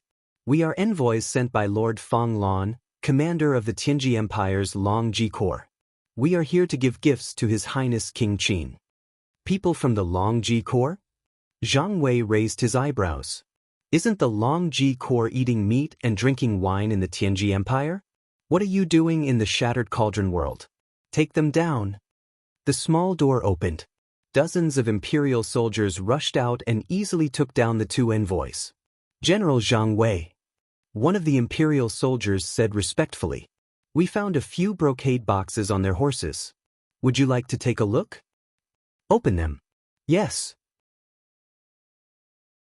When the brocade boxes were opened, Zhang Wei could not help but gasp. The arrogance and perverse look on his face were swept away. He said coldly, "Let's go. Bring them to Lingxi Palace." The sound of horse hooves galloped in the city. Very soon, they arrived at the East Palace. After several days of renovation, the palace looked brand new. Golden inscriptions were engraved on it. The three big words, Lingxi Palace, were engraved on the palace door. The name was thought up by Lin Muyu and Feng Jixing together. As for why they named it that way, the two of them were not clear. It was probably because of Tang Xiaoxi. A morning meeting was going on in Lingxi Palace. As the commanders of the various corps and the officials of the 3rd, 4th, and 6th divisions were staying in Lingxi Palace, the morning meeting was held very early. A huge sand table was placed in the center of the palace. It was filled with blue chips that represented the military strength of the various corps. However, there were no red chips because no one knew where the military strength of the celestial pole continent was. Your Highness. Zhang Wei's voice came from outside. Something bad has happened. Zhang Wei, what's the matter? Why are you so flustered? Feng Jixing raised his eyebrows and asked. Zhang Wei strode into the palace on the red carpet and said, Two envoys who claim to be from the Tianji Empire's Longji Corps have arrived outside the city. They have brought gifts to offer to your Highness you. This gift, what's the matter? Why are you stuttering? Lin Muyu said, Just what kind of gift is it? Bring it here. Zhang Wei waved his hand. 3 imperial guards carried the brocade box into the palace and placed the gift on the king's steps. Why are you being so mysterious? Open it, Tang Xiaoxi said. Yes. The imperial guards opened the brocade box. Immediately, Tang Xiaoxi, Lin Muyu, Feng Jixing, Qin Yan, and the others were stunned. There were 3 heads in the brocade box. The heads of Feng Yuan, Feng Jing, and Feng Ning. Tang Xiaoxi staggered and fell to the ground. Her mind was blank. She muttered, How could it be like this? Her Highness Ning, who killed Her Highness Ning, so cruelly? She burst into tears. She had been trapped in the sky-reaching gorge of the Devil Clan for so long, but it was Feng Ninger who had accompanied her all the time. Who on earth killed such a gentle and graceful girl so cruelly? Her Highness Ning, Lin Muyu's heart was filled with bitterness. Feng Ninger's voice and smile were still vivid in his mind. He took a step forward and knelt on one knee in front of Feng Ninger's head. His voice trembled slightly as he said in a low voice, Rest in peace, Ning. Are you all right? Feng Jixing looked at Lin Muyu worriedly, then looked at Tang Xiaoxi. He knew that when they were in Lanyan City, Feng Ninger had expressed her admiration for Lin Muyu. This kind of feeling was indescribable. Although they were not fated to be together, Lin Muyu definitely did not feel good seeing her being killed so cruelly. Reaching out to close the brocade box, Lin Muyu could not bear to look anymore. He hugged Tang Xiaoxi's shoulder and helped her up. He said in a cold voice, Zhang Wei, bring the 2 envoys in. The 2 envoys walked in slowly with arrogant expressions. The skinny one did not bow. He raised his head and looked at Lin Muyu. Looking at the rusted gold cloak behind him, he said, You are Her Highness King Qin, Lin Muyu? That's me. Lin Muyu's gaze was calm. He said, When did the Longji Corps come to the Shattered Cauldron world? The envoy laughed. When your Highness was in a deep sleep. Feng Jixing narrowed his eyes. There's no need to think about it. You guys actually went to the Devil Race's territory first. The Longji Corps must have come from the land bridge in the extreme north. But what I find strange is, how did you guys manage to cross the land bridge in the wind and snow that mortals can't endure? Even a sacred region expert would be frozen to death on the land bridge, let alone you guys. The envoy cupped his fists and smiled. You must be Her Highness King Exin, Feng Jixing. It's actually very simple. The dragon race is the race closest to God. The dragon race can use dragon flames and dragon imperial battle spin to help our soldiers survive the harsh cold. Right now, the 400,000 soldiers from the Longji Corps and the Luji Corps have gathered in the desert north. I heard that your country has been at war with the devil race for many years. Our commander, Lord Fang Lin, gave the order to wipe out the devil race to avenge your highness' humiliation.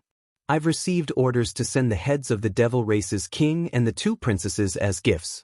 Your highness, please accept them. Before long, our Tianji Empire's Honorable Shang League will be stationed at your country's port. I hope that we can trade with each other and prosper together. So I should be thanking you guys? Lin Muyu smiled coldly. There's no need to thank me. The envoy smiled and said, as long as your highness King Qin is happy. No, there's one more thing that can make me even happier. The king of Qin suddenly raised his hand, and a flash of sword light flashed 10 meters away. The envoy was suddenly speechless. His head rolled down from his neck, and his body fell to the ground with a loud crash. Blood splattered on the envoy beside him. Someone, bring a brocade box and put his head in it. Let another envoy bring his head back to report the completion of the mission. Just say that this is my, Lin Muyu's, gift of thanks. I hope that Commander Fang Lin will accept it. Lin Muyu's voice was cold and brooked no objection. Finally, they still declared war. Feng Jixing muttered to himself for a while and said with a smile, although it's only a matter of time. Lin Muyu couldn't help but feel a chill in her heart. She finally understood the meaning of the poem that the second prince of the Celestial Empire, Qin Yu, had given to her. The mountain is high and the river is long, and the journey is long. The light snow has just stopped, and it is raining continuously. Warm wine and chat in the pavilion. Who cares about the endless snow elsewhere? In fact, Qin Yu had long known that the Tianji Empire had sent elite troops across the northern polar land bridge to launch a sneak attack. But why didn't he tell her about it clearly? It was probably because Qin Yu didn't want the Tianji Empire to win, and he didn't want the Shattered Cauldron realm to win either. What he wanted to see the most was a lose-lose situation.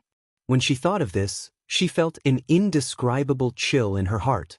No matter how sinister the world was, it couldn't be more sinister than the human heart.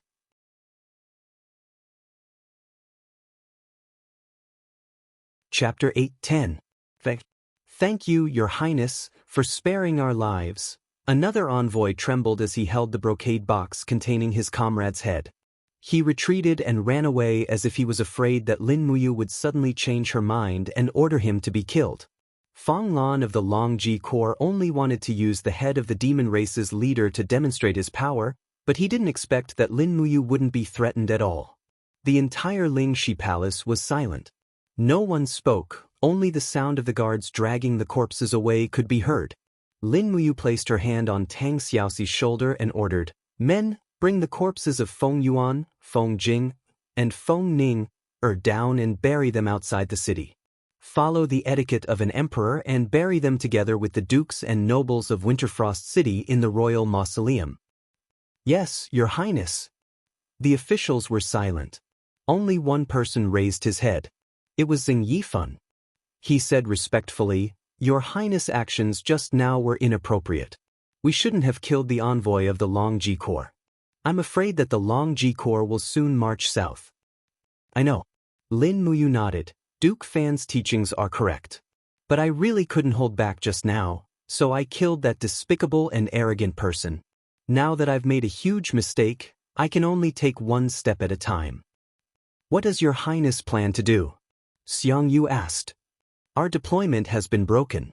Lin Muyu walked down the steps and pressed the position of the Tong Tian Gorge on the sand table. Maybe this is the first place to be attacked, not the east coast. Xiang Yu was shocked. Then, We must immediately redeploy or else it will be too late. No, it will be too late. Lin Muyu asked, Duke Wei, how many troops do we have on the Tong Tian Gorge and the 8 wastelands? 50,000, a total of 100,000. Wei Chou said concisely. 100,000. Zheng Yifan frowned. The demon race still has tens of thousands of armored demons and steel cavalry, but they still failed at the last step.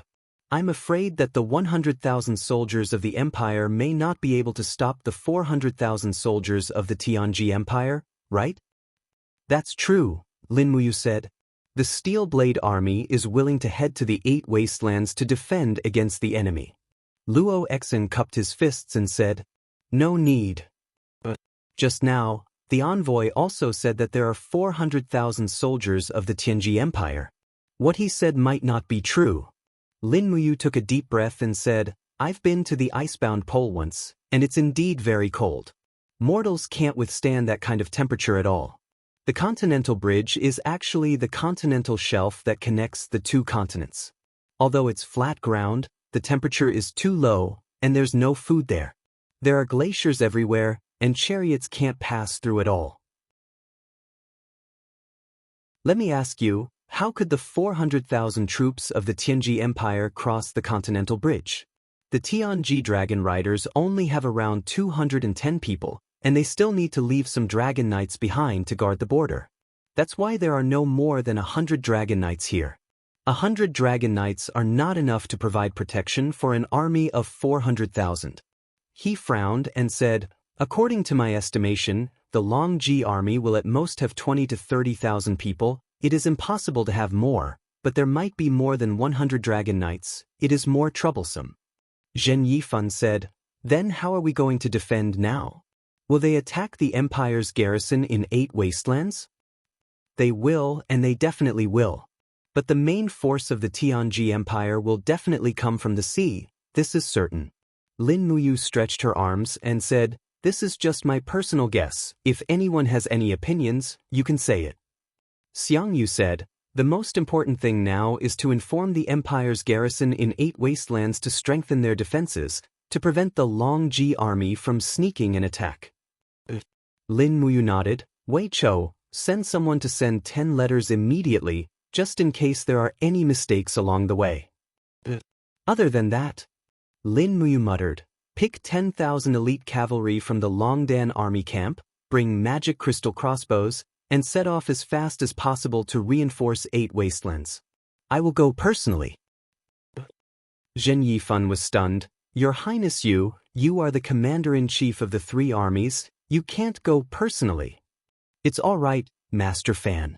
Zhen Yifan frowned, but Zhen Fang smiled at the side. Father, it's all right, Your Highness you is skilled and bold, and the Tianji Empire has sent out the dragon riders. I'm afraid that only Your Highness you can go to 8 wastelands personally to control the situation. Yes, that's the only way. Zhen Yifan cupped his fists. Your Highness you, please be careful. Don't worry. Lin Muyu glanced at Tang Xiaoxi, Feng Jixing, Qin Yan, and the others and said, I will go to 8 wastelands. Shao Shi and brother Feng stay behind to preside over His Highness Feng Ning-er's funeral. You must not be lacking in etiquette. Feng Jixing frowned. You are in a hurry to go to 8 wastelands. I'm afraid it's not as simple as defending the northern territory, right? As expected, nothing can be hidden from brother Feng.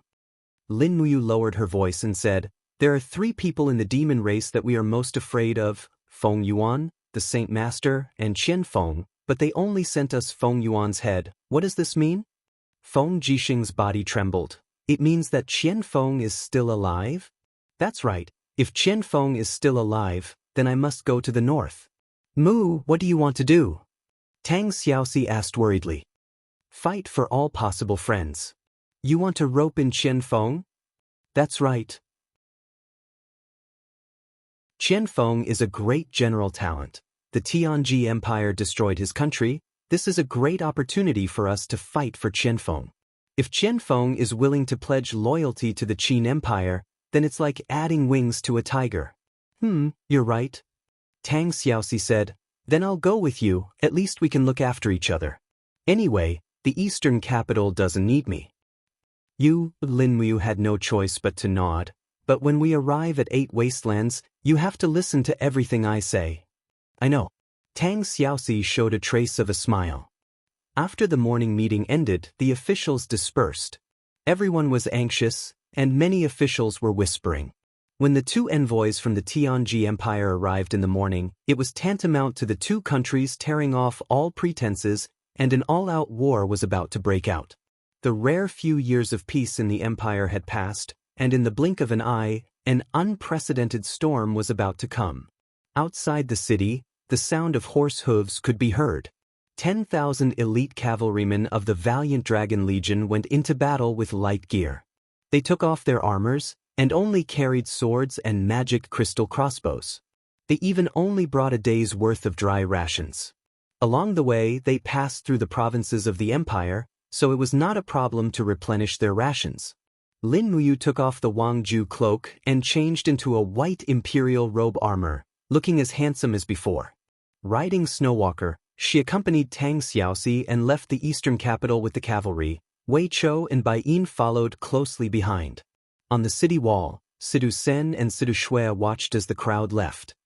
Only the 2 of us are left again. Sidu Sen said angrily, good things always happen first for Wei Chou. It's so infuriating.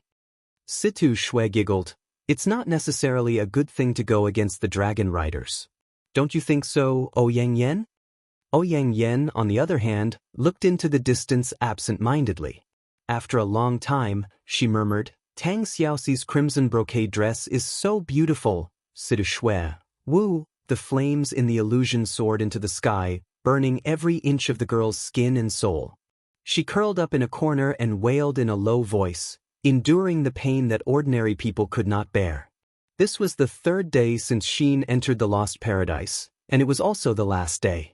The entire ice crystal looked like it was about to melt, and the hall was also brightly lit. Claude's body was enshrouded in holy light, and he looked at Xin in the Lost Paradise with a stern gaze.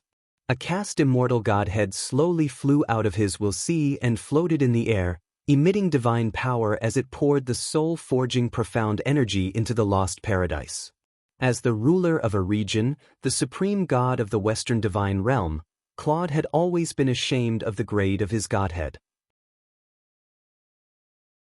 He could not bear the fact that the dignified ruler only had a mere caste immortal godhead. So when he saw Xin's overgod godhead almost breaking out of its cocoon in the Lost Paradise, his eyes flashed with greed. Lord Ruler! Behind him, Shi Yan knelt on one knee, and her voice woke Claude up, pulling him back from his greed. Oh, it's Shi Yan, what is it? Claude asked calmly. It's already the 2nd day. The ruler must have used up a lot of his divine power. Shi Yan looked up at him and said, please rest, ruler. Shi Yan will help you look after the Lost Paradise. As she spoke, she glanced at Xin in the Lost Paradise and said, if you continue, I'm afraid Xin won't be able to hold on much longer. She'll turn to ashes. Claude smiled. If she can't even withstand this level of test, then she doesn't have the right to be the golden-winged battle angel of the Western divine realm. All right, I'm going to rest for a while. You watch over her. Yes. Shi Yan. Lord Ruler, what is it? Don't be biased. No one can save Xin, only she can save herself. Do you understand? Yes, your subordinate understands. Then I'll go. I'll be back in 2 hours. As soon as Claude left, Shi Yan floated over to the Lost Paradise. Looking at Xin, who was about to turn into a soul, she couldn't help but feel heartache. Poor girl, she murmured. Did fate torture you so much just to give you a new life? But Xin couldn't sense Shi Yan's words. Her sea of consciousness was becoming blurry, and all of her memories were about to disappear into the Lost Paradise. If a person lives without emotions, then they aren't fit to be human, and they aren't fit to be a god. Shi Yan murmured in a low voice. Suddenly, some powder flickered in her hand and fluttered into the Lost Paradise like willow catkins. The powder passed through countless boundaries and finally seeped into Shi Yan's body, making her no longer so painful and becoming peaceful. Shi Yan. A voice came from behind. It was Eva. Shi Yan was startled. She didn't turn around, but her face was deathly pale. Don't worry. I won't tell the ruler. Lao Hua stood side by side with her and smiled. Is that the powder of the red spider lilies? For Xin, you've really gone to great lengths.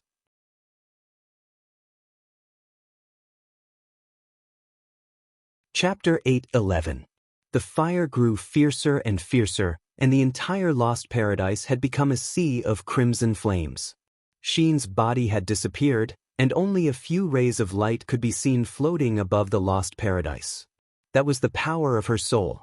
Her soul form was already being reconstructed. Swoosh, swoosh, swoosh.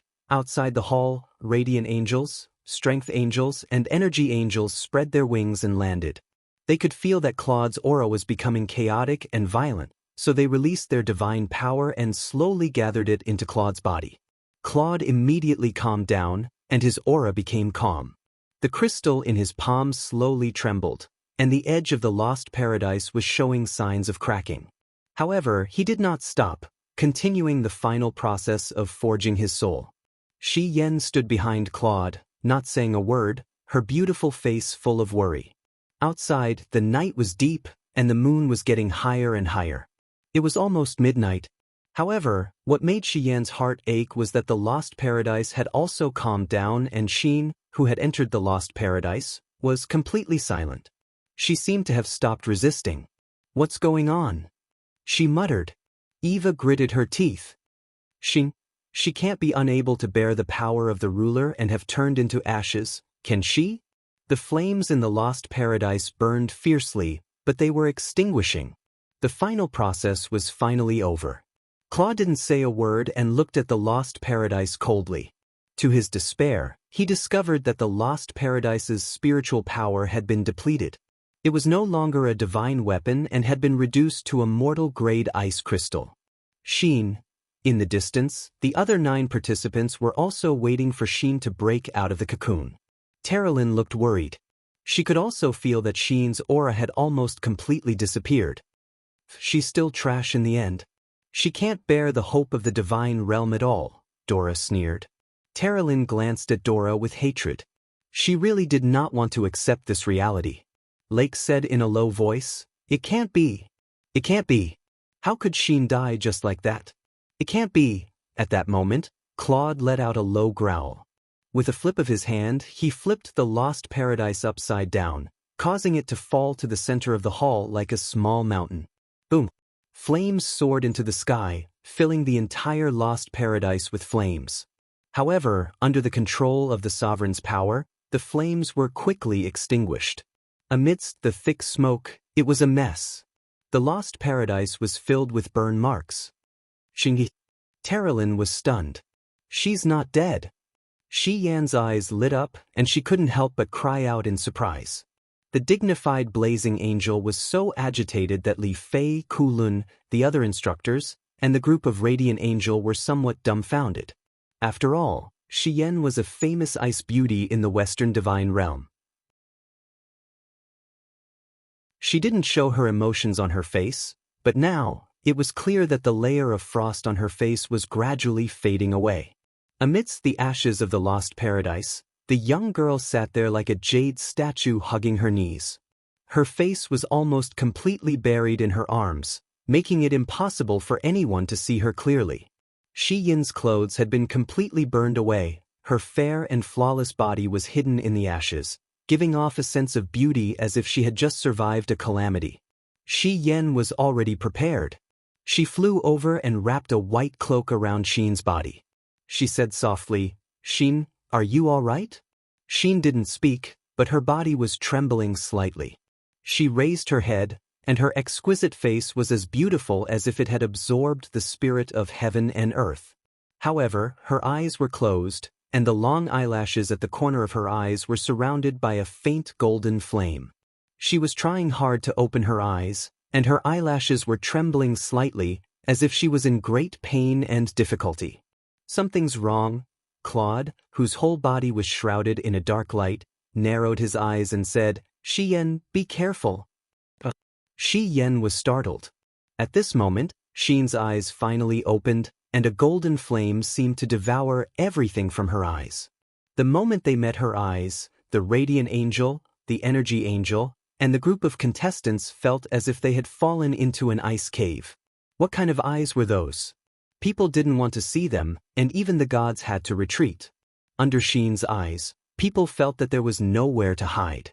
At the same time, a wave of golden flame quickly swept out with Xian as the center. Boom!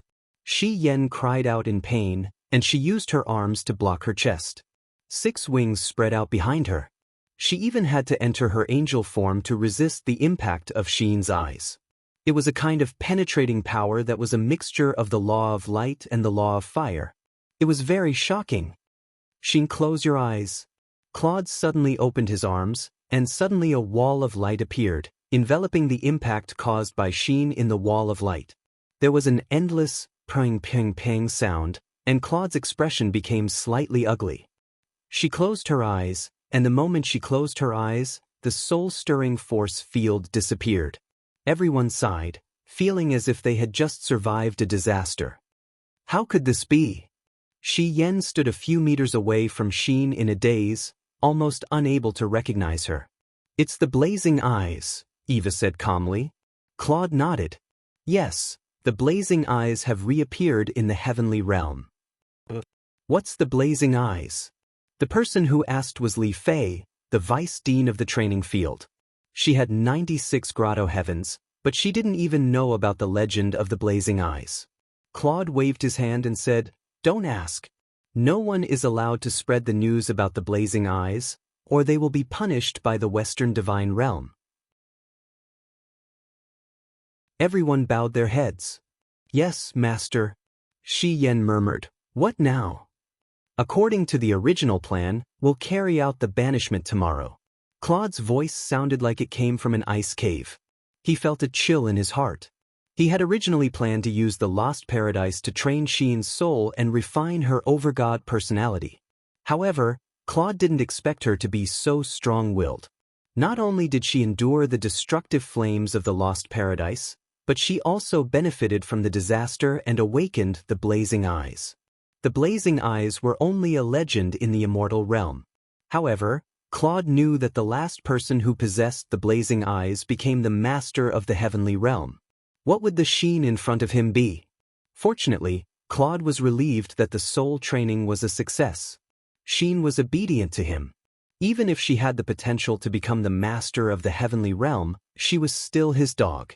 Thinking of this, Claude felt a little proud. He said calmly, "Xi Yan, bring Xian to rest. Remember, unless absolutely necessary, do not open the blazing eyes. Do you understand?"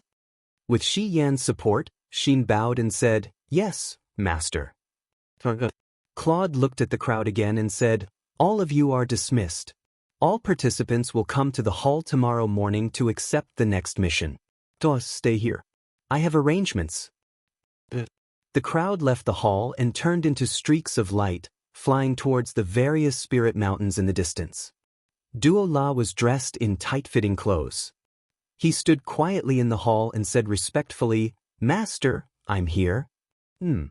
Claude looked at Duo La and activated his divine strategy ability. He could see through everything about Duo La. Duo La was different from Xian. What she wanted was very clear: power and status. However, Claude could not see through Xian. There were always some people in the world that divine strategies could not see through. Claude knew what they were. "Duo La, do you want to become a 4-winged radiant angel, or even a seraph?" Claude asked calmly. "Yes, it's my dream." Duo La's gaze became heated. She knew what the master meant by this. However, Claude sneered. "Unfortunately, you're just a level 6 battle angel with black wings. You're just a lowly piece of trash. What right do you have to become a seraph?" Duo La was startled. However, what she felt was not humiliation. Instead, she felt a kind of excitement. A kind of excitement that was almost twisted. She straightened her body, revealing her pair of peaks. She said, "Because I can complete the mission the master gave me. No matter what the master wants Duo La to do, I'll do it even if I have to give up my life." "You're a smart person. Come, these are the artifacts I'm giving you." A faint light condensed in the air in front of Duo La to form 2 treasures. One was a spear that glowed faintly, and the other was a blood-red dagger. Both of these artifacts contained divine power. They were undoubtedly divine weapons from the Western Heavens realm. These are the Dig Spear and the Dagger of Time. Claude's voice seemed to come from purgatory. He said calmly, "The Dig Spear can pierce through all god walls. Even a god emperor of the 99 heavens would have to respect the Dig Spear. The Dagger of Time can reverse time. It's incomparably sharp. These two treasures are the divine artifacts I'm giving you. You need to be careful with them." Duo La held the two divine artifacts. Her voice trembled with excitement. She said, "Master, please grant Duo La a mission."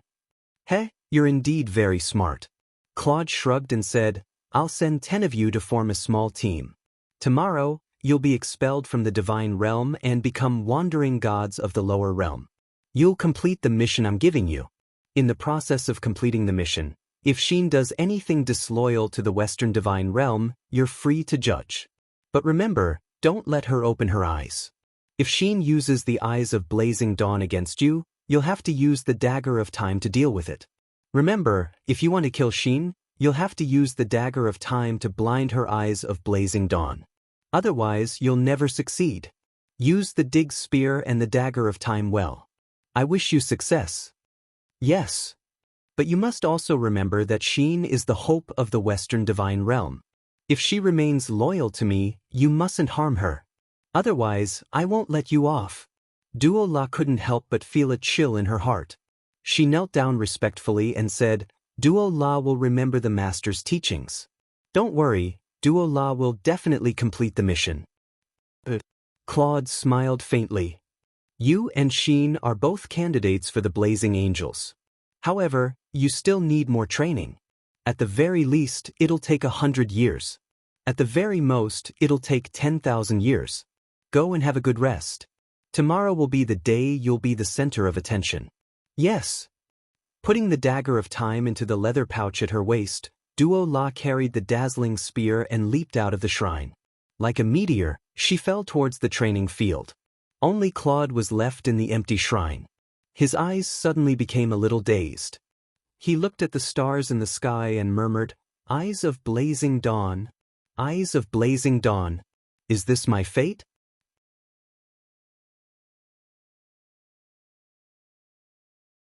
Chapter 8:12. Moonlight shone on the floor tiles of the room like water. The girl sat quietly by the bed, her eyes still closed. This was Shi Yan's residence. The Blazing Angel's residence was very quiet, just like Shi Yan herself.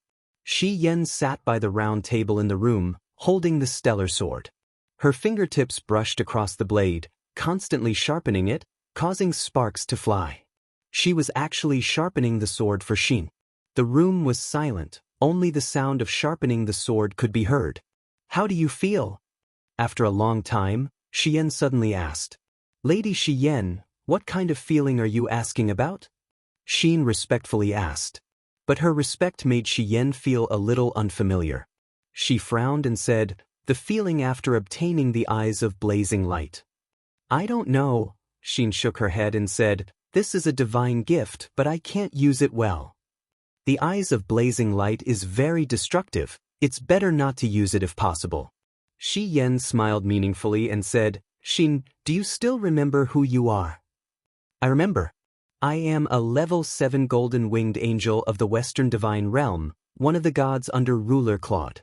Her voice was calm, but it was not to be questioned. Shi Yan couldn't help but feel a little pain in her heart. Could it be that the powder of the red spider lily didn't leave behind any memories? "That's good. It's good to forget everything." Shi Yan stood up and put down the sword, saying, "Only by forgetting everything can you let go. Only then will you be able to live freely. Perhaps this is the best result for you." She stood up and was about to leave when her hand was suddenly pulled. It was Xian. Her speed was unbelievably fast, and she had silently approached Shi Yan. "What is it?" Shi Yan raised her eyebrows and looked at her.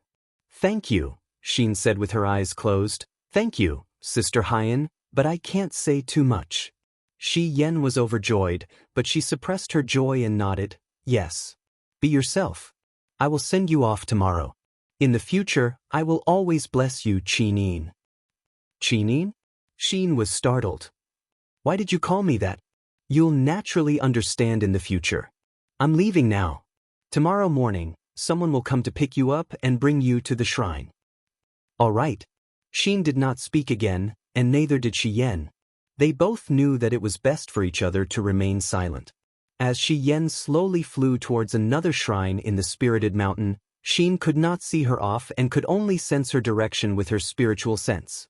Fortunately, after the torment in the lost paradise, not only did Xin obtain the eyes of blazing dawn, but her spiritual sense, hearing, and smell had also greatly improved. At least, it was not something that cultivators of the same level could compare to. Under the moonlight, she quietly walked back to her room and lay on the bed, burying her face in the pillow. She did not dare to open her eyes, afraid that if she opened her eyes, everything she treasured would turn into ashes. The eyes of blazing dawn was a holy artifact formed from flames and light. It could destroy everything and control the universe, but it was also a curse. If she had a choice, she would definitely not want this pair of eyes of blazing dawn. The next morning, the shrine was very lively. Almost all the four-winged angels had arrived, and the two seraphim, Shi Yan and Eva, had also arrived. When Xin, Terralyn, Dora, and the others arrived, Claude also appeared. Terralyn stood under a huge stone pillar, staring at the spear in Dora's hand. She could not help but exclaim, "That's the spear of Diggs? How is that possible? Isn't the spear of Diggs the weapon of the ruler? How could it be in this woman's hands?" Dora sneered and did not respond. Lake whispered, "Terralyn, don't speak, the ruler is here." In the sky, golden clouds slowly gathered. Claude stepped on the clouds, surrounded by a group of radiant angels. He looked down at the 10 final winners of the God's Chosen Trial and said, "You are all the pride of the Western Heavens, but today you must accept your destiny, exile. From today onwards, you are no longer battle angels, but banished angels." Lake was shocked. Exile? Zhou Shimin also looked shocked. "Lord Ruler, why did you exile us?" "This is the destiny of your generation of battle angels." "Don't ask too much," Claude said indifferently. "From today onwards, the 10 of you only need to listen to Xin. She is your captain, and Dora is your vice-captain. Although there are only 10 of you, you shoulder the future of the entire Western Heavens. Follow me, I will take you to the Star Cave, and your exile will begin there. Xin, Dora, do you understand?"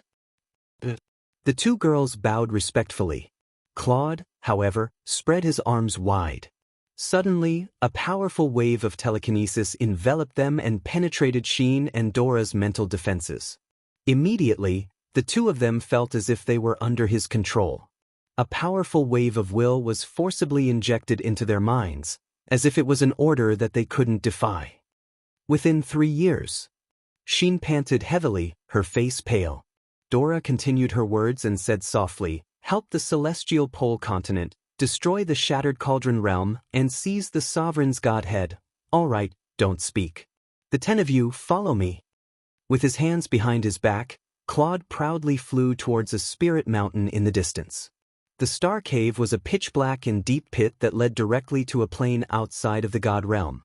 The divine spirits of the Western god realm who were severely punished would be thrown into the Star Cave, and the extremely strong power of the universe would send them to another realm, but it would definitely not be the god realm. Once you enter the Star Cave, you will be involuntarily sent to another plane. Therefore, hold each other's hands until the end, understand? Yes. Terralyn quickly held onto Xin's hand. Lake originally wanted to hold Xin's hand, but he did not get a response, so he could only hold onto Terralyn resentfully. As for Dora, she seemed to be on good terms with the others. In the end, it was Zhou Shimin who was the link between the two forces in the team. Claude's gaze turned gentle. He spread his arms and said with a smile, "Go, my children. I hope that you will become true experts and become the pride of the divine realm." The 10 of them leaped up together and floated in the air. Then, they slowly descended into the Star Cave. Very soon, the tearing force in the star cave became stronger and stronger, to the point that they could no longer stand steadily and fell into the dark space together. Light flashed before their eyes. Hundreds of meters in the star cave was equivalent to passing through countless planes. Xian had the highest cultivation among them, so she felt the least pulled by the star cave. She held onto Terralin's hand tightly. Terralin, on the other hand, was very flustered. She had never experienced such a space before. Sure enough, it was as if she had been banished, becoming an abandoned existence in the divine realm. "Where are we going?" Luo Fei, who was in the crowd with a shield on his back, asked loudly. Luo Fei was a very inconspicuous person. His results had always been outside the top 10, but in the last 2 trials he had performed outstandingly and entered the top 10 with a light attribute defensive martial art. "I don't know." Dora held her companion's hand in one hand and the Dig's spear in the other. "The ruler banished us, but he didn't specify where we should go. Perhaps we have to find this place ourselves." Xian's heart stirred, and she quickly searched through the passing planes. Sure enough, there was a somewhat familiar one. She hurriedly pulled on Terralin's hand and struggled to get closer. As a result, with Xian's pull, everyone followed along. The gravitational force grew stronger and stronger, and soon, everyone deviated from the star cave's trajectory and fell straight into another plane. Whoosh, whoosh, whoosh, starlight flashed before them, making it almost impossible to see anything clearly. Plane cracks continued to appear, and after an unknown amount of time, their eyes suddenly lit up, and they fell uncontrollably into the dark earth. Bang, bang, bang. Even if he was a well-known figure in the god realm, he still fell flat on his back from the powerful impact. Xian maintained a posture of landing on one knee. She could be considered the least battered among the group. She closed her eyes and sensed her surroundings. Not far away, a black mountain stood in the wasteland, and it was very familiar. This was the Black Mountain.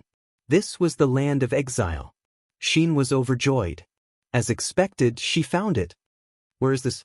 Another girl among the 10, Dory, asked blankly. Dory was a candidate from a mid-tier family and ranked 10th in terms of results. She was also the one with the lowest cultivation in the group, so she chose Dora. Only by following Dora could she protect herself. "I don't know." Dora's gaze was calm. "But the people in this plane aren't very strong. I can sense them." Xian smiled inwardly. Naturally, they weren't very strong. She had already taken care of the ultimate experts in this plane. "Be careful." Zhou Shimin pointed to the other side of the Black Mountain. "Countless auras have appeared there, and some of them are rather strong. We'd better be careful." Xian, on the other hand, leaped into the air and headed straight for the mountaintop. "Xian, be careful." Lake and Terralin shouted together. Dora frowned and said calmly, "Our leader is really reckless." On the plains on the other side of the Black Mountain, an army was slowly advancing. The sound of war chariots grinding against the ground was very heavy. A few leaders riding on giant wolves looked around, and the giant wolves under them opened their bloody mouths and let out low growls. Suddenly, a figure appeared on the mountain ridge, attracting everyone's attention. "Who is that?" a leader asked with squinted eyes. "No matter who it is, the land of exile doesn't welcome any invaders. Kill her." A few leaders riding on wolves brandished their battle axes and charged up the hill. However, as they approached the other party, they were suddenly stunned. One by one, they slid down from the backs of their wolves and knelt on the ground. They respectfully said, "Your subordinates greet the Dark Moon King." Xian smiled in satisfaction. "I'm back. Gather everyone." "Yes, Dark Moon King." "How impressive." Terralin couldn't contain her joy. "Xian, is this your army?" "Yes, this is the land of exile," Xian said. Dora raised his eyebrows. "Leader Xian, we don't want to go to the celestial pole continent, but you brought us to the land of exile. What is the meaning of this? The ruler doesn't seem to have this intention." Xian said indifferently, "The celestial pole continent is too far from the immortal realm. Only experts with the cultivation of God Emperor can travel to the celestial pole continent in one go. With our strength, We will only be harmed if we forcefully break through. Moreover, it is said that the Shattered Cauldron realm has a strong army. Since we want to help the Celestial Pole continent win this war, why don't we lead an army from the land of exile? I am the leader. I have the authority to decide. Dora couldn't refute. He clenched his teeth and didn't say anything. Terralyn looked at the sky, her eyes glowing with a faint golden light. She said, "The passage from here to the Shattered Cauldron realm will connect in about 3 days.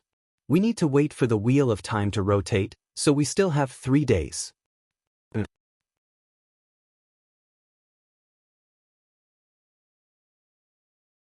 Chapter 8:13. In the afternoon, the sun shone on the deserted jungle. Under the mottled shadows of the trees, the powerhouses of the land of exile were being reviewed by the Dark Moon King. Although they had prepared very seriously, they still looked crooked and uneven. The resources in the land of exile were very scarce to begin with. Not to mention a military uniform, they did not even have a weapon. As for the chariots and other things that fell from the alternate dimension, they were also pieced together and could be said to be vulnerable. Xian wore the white robe of a battle angel and stood in front of the army like a beautiful jade sculpture. Dora sat on a crooked tree and sneered, "This kind of motley crew actually looks real." If the Western Heavens realm wants to rely on this group of trash to win against the spiritual mountain army of the Eastern Heavens realm, it's simply a fool's dream. I say, Xian, do you really plan to bring these people to the Celestial Pole continent? Xian didn't reply and just continued to use his spiritual sense to sense and review the army. A commander-class combatant walked forward and respectfully knelt on the ground. "Your Majesty, a few days ago, a battleship crashed into the Banished Lands from outer space, but their luck was very bad. They crashed into the Black Mountain and were burnt to a crisp. This subordinate has checked. Other than the metal plates, the weapons on the battleship have all been destroyed and can no longer be used." Warship. Xian didn't seem to understand. The leader smiled and said, "So the Sky Warship is an ultimate weapon that can fly in the sky. Except for God, the Sky Warship is invincible in the universe." "The iron sheets you were talking about?" Xian muttered. "Yes, iron sheets, some useless things," said the leader. "Can these iron sheets travel through dimensions without melting?" asked Xian. "Well." The leader pondered for a moment and said, "I used to be one of the executive officers on a warship. These iron sheets are made of special materials that can withstand the pressure and high temperature of hyperspace teleportation, so they must be able to withstand the baptism of the sand of time when crossing dimensions. To be honest, if it weren't for the protection of these iron sheets, I would have been burnt to a crisp after I strayed into the wormhole back then, and I would never have had the chance to serve the Queen." "All right," Xian said, "collect these iron sheets and forge them into large iron boxes, big enough to hold people." "What does the Queen mean?" Xian smiled and explained, "I want to take you guys to the Celestial Pole continent, so I need to make sure that you won't be corroded by the sands of time. Pass down my order to use iron sheets to build metal boxes. My army will be able to travel between planes in these boxes. Each box will contain 100 people, and they will be connected in pairs. We'll set off in 3 days. Those who are unwilling to go will have to remain in the Banished Land." The leader was stunned. "The Celestial Pole continent?" "Yes." "Does your Majesty understand the Celestial Pole continent?" "I don't know, but it's said that the Celestial Pole continent is rich in resources, with countless food and beauties." "Wow, go go go. We'll follow the Queen. We'll have no regrets even if we die." You're really good. Hurry up and forge the boxes." "Yes, we'll do our best." Under a tent made of tattered canvas, Dora, Luo Fei, Dory, and the others surrounded a bonfire, bored to death as they watched the food gradually cook over the bonfire. Fortunately, they had brought spare food in their spatial bags. Otherwise, they would have starved to death in a place like the Banished Land. After all, Dora, Luo Fei, and the others weren't willing to eat the food in the Banished Land. Xian is gathering his army. Dora looked at the bonfire with a deep gaze and said, "Don't you guys have any ideas?" Dory's thoughts were simple. She said, "Having enough troops is a guarantee of winning a war.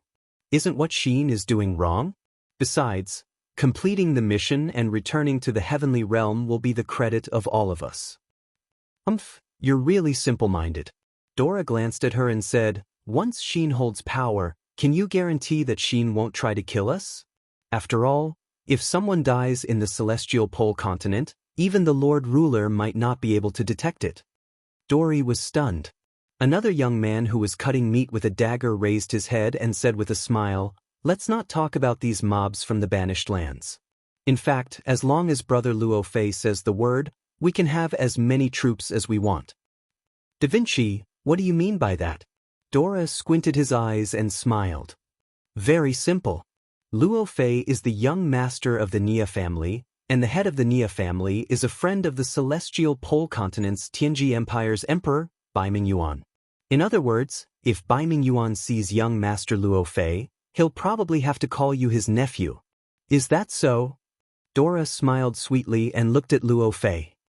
Young Master Luo Fei, is that so? Luo Fei frowned and said indifferently, Xin is the captain of our battle angel team. Moreover, she's a golden-winged battle angel and has awakened the eyes of blazing dawn. In terms of status, she has long surpassed any of us. I feel that it's better not to secretly compete with Xin, lest we end up in a bad situation. What do you mean by that? Could it be that young Master Luo Fei is afraid of Xin? Dora smiled meaningfully. Don't forget, you're the young master of the Nia family. You have millions of troops behind you. Why would you be afraid of a mere Xin? Luo Fei gritted his teeth. Xin is also the sister of the blazing angel Shi Yan. Just based on this, who would dare to offend her? Dora opened her mouth. She was actually speechless. The dancing flames set off her beautiful face, and her mature body under the battle angel uniform was especially alluring. Dora, don't think too much. Give up. Luo Fei's gaze swept across Dora's chest as he said indifferently. Dora smiled. Late at night, the cold wind howled. The night environment in the land of exile was extremely harsh. Wild winds swept up flying rocks and smashed everything around them, so much so that the battle angel team had to activate a divine power barrier to defend against this kind of environment. Luo Fei wrapped himself in a blanket and placed his shield beside him. His ears were filled with the howling of the sand, but he couldn't sleep. He lay behind a rock to hide from the wind, but the sound only grew louder. After tossing and turning for a long time, a faint aura suddenly appeared behind Luo Fei. His whole body trembled. There seemed to be 2 lumps of softness pressed against his back. He didn't need to think to know what it was. His father had been very strict since he was a child, forbidding Luo Fei from getting close to women and being distracted. However, Luo Fei was already in his 20s, the age where he was full of vigor. He naturally knew what was behind him. It was a beautiful woman, and she was almost naked. It was Dora.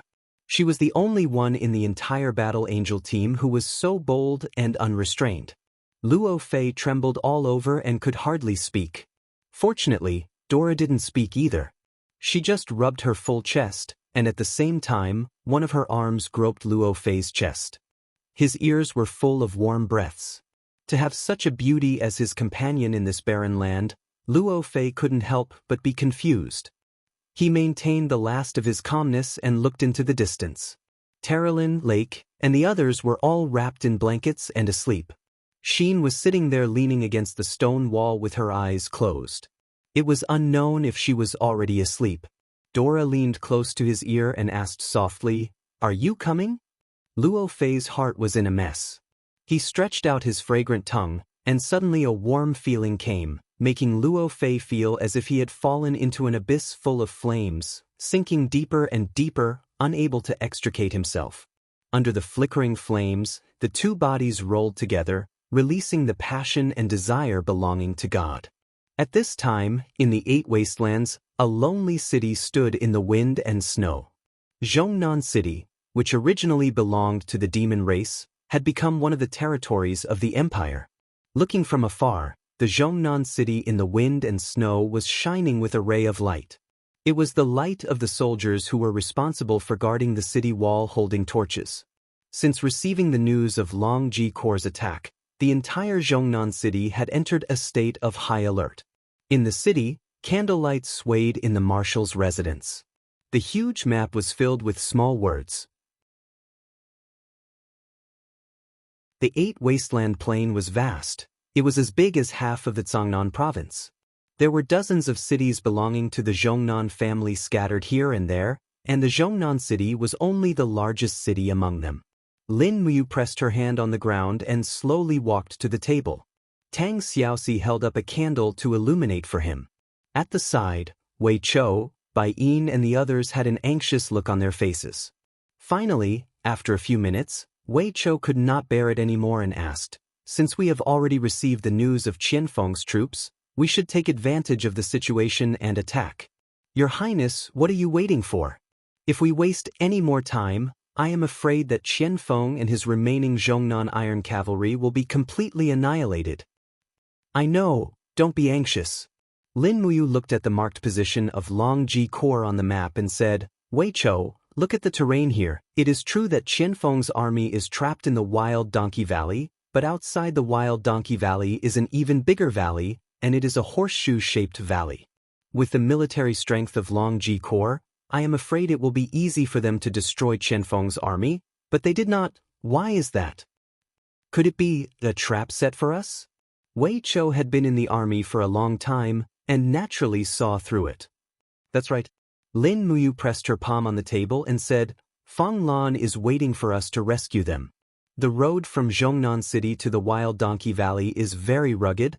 We cannot use too much military strength, at most a few tens of thousands of people, but just a few tens of thousands of people is definitely not a match for Longji Corps. They have the help of the Dragon Cavalry Regiment. It is not that simple.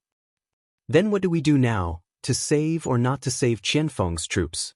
"Save, but we need to bluff." "What do you mean?" "How about this?" Lin Muyu took a deep breath and said, "You lead 20,000 Longdan Army Camp elite cavalry out of Zhongnan City, and bluff 50 miles away from the Wild Donkey Valley. Remember not to go more than 10 miles away from Zhongnan City, or else it will be easy to lose the cover of the magic crystal cannons and be chased by the Dragon Cavalry in the sky. I will lead 500 people, all dressed in white robes, and cross the mountains from the southwest snow region into the icebound polar lands, bring enough ropes, and rescue Qianfeng's army from the back of the mountain. Xiaoxi will stay in Zhongnan City and be ready to receive us at any time. This plan must be careful. One mistake will lead to eternal damnation." "Yes, your subordinate obeys." You're tuning in to the Wang Lin's Journey YouTube channel. Don't forget to subscribe and join us on this journey to catch the most captivating stories.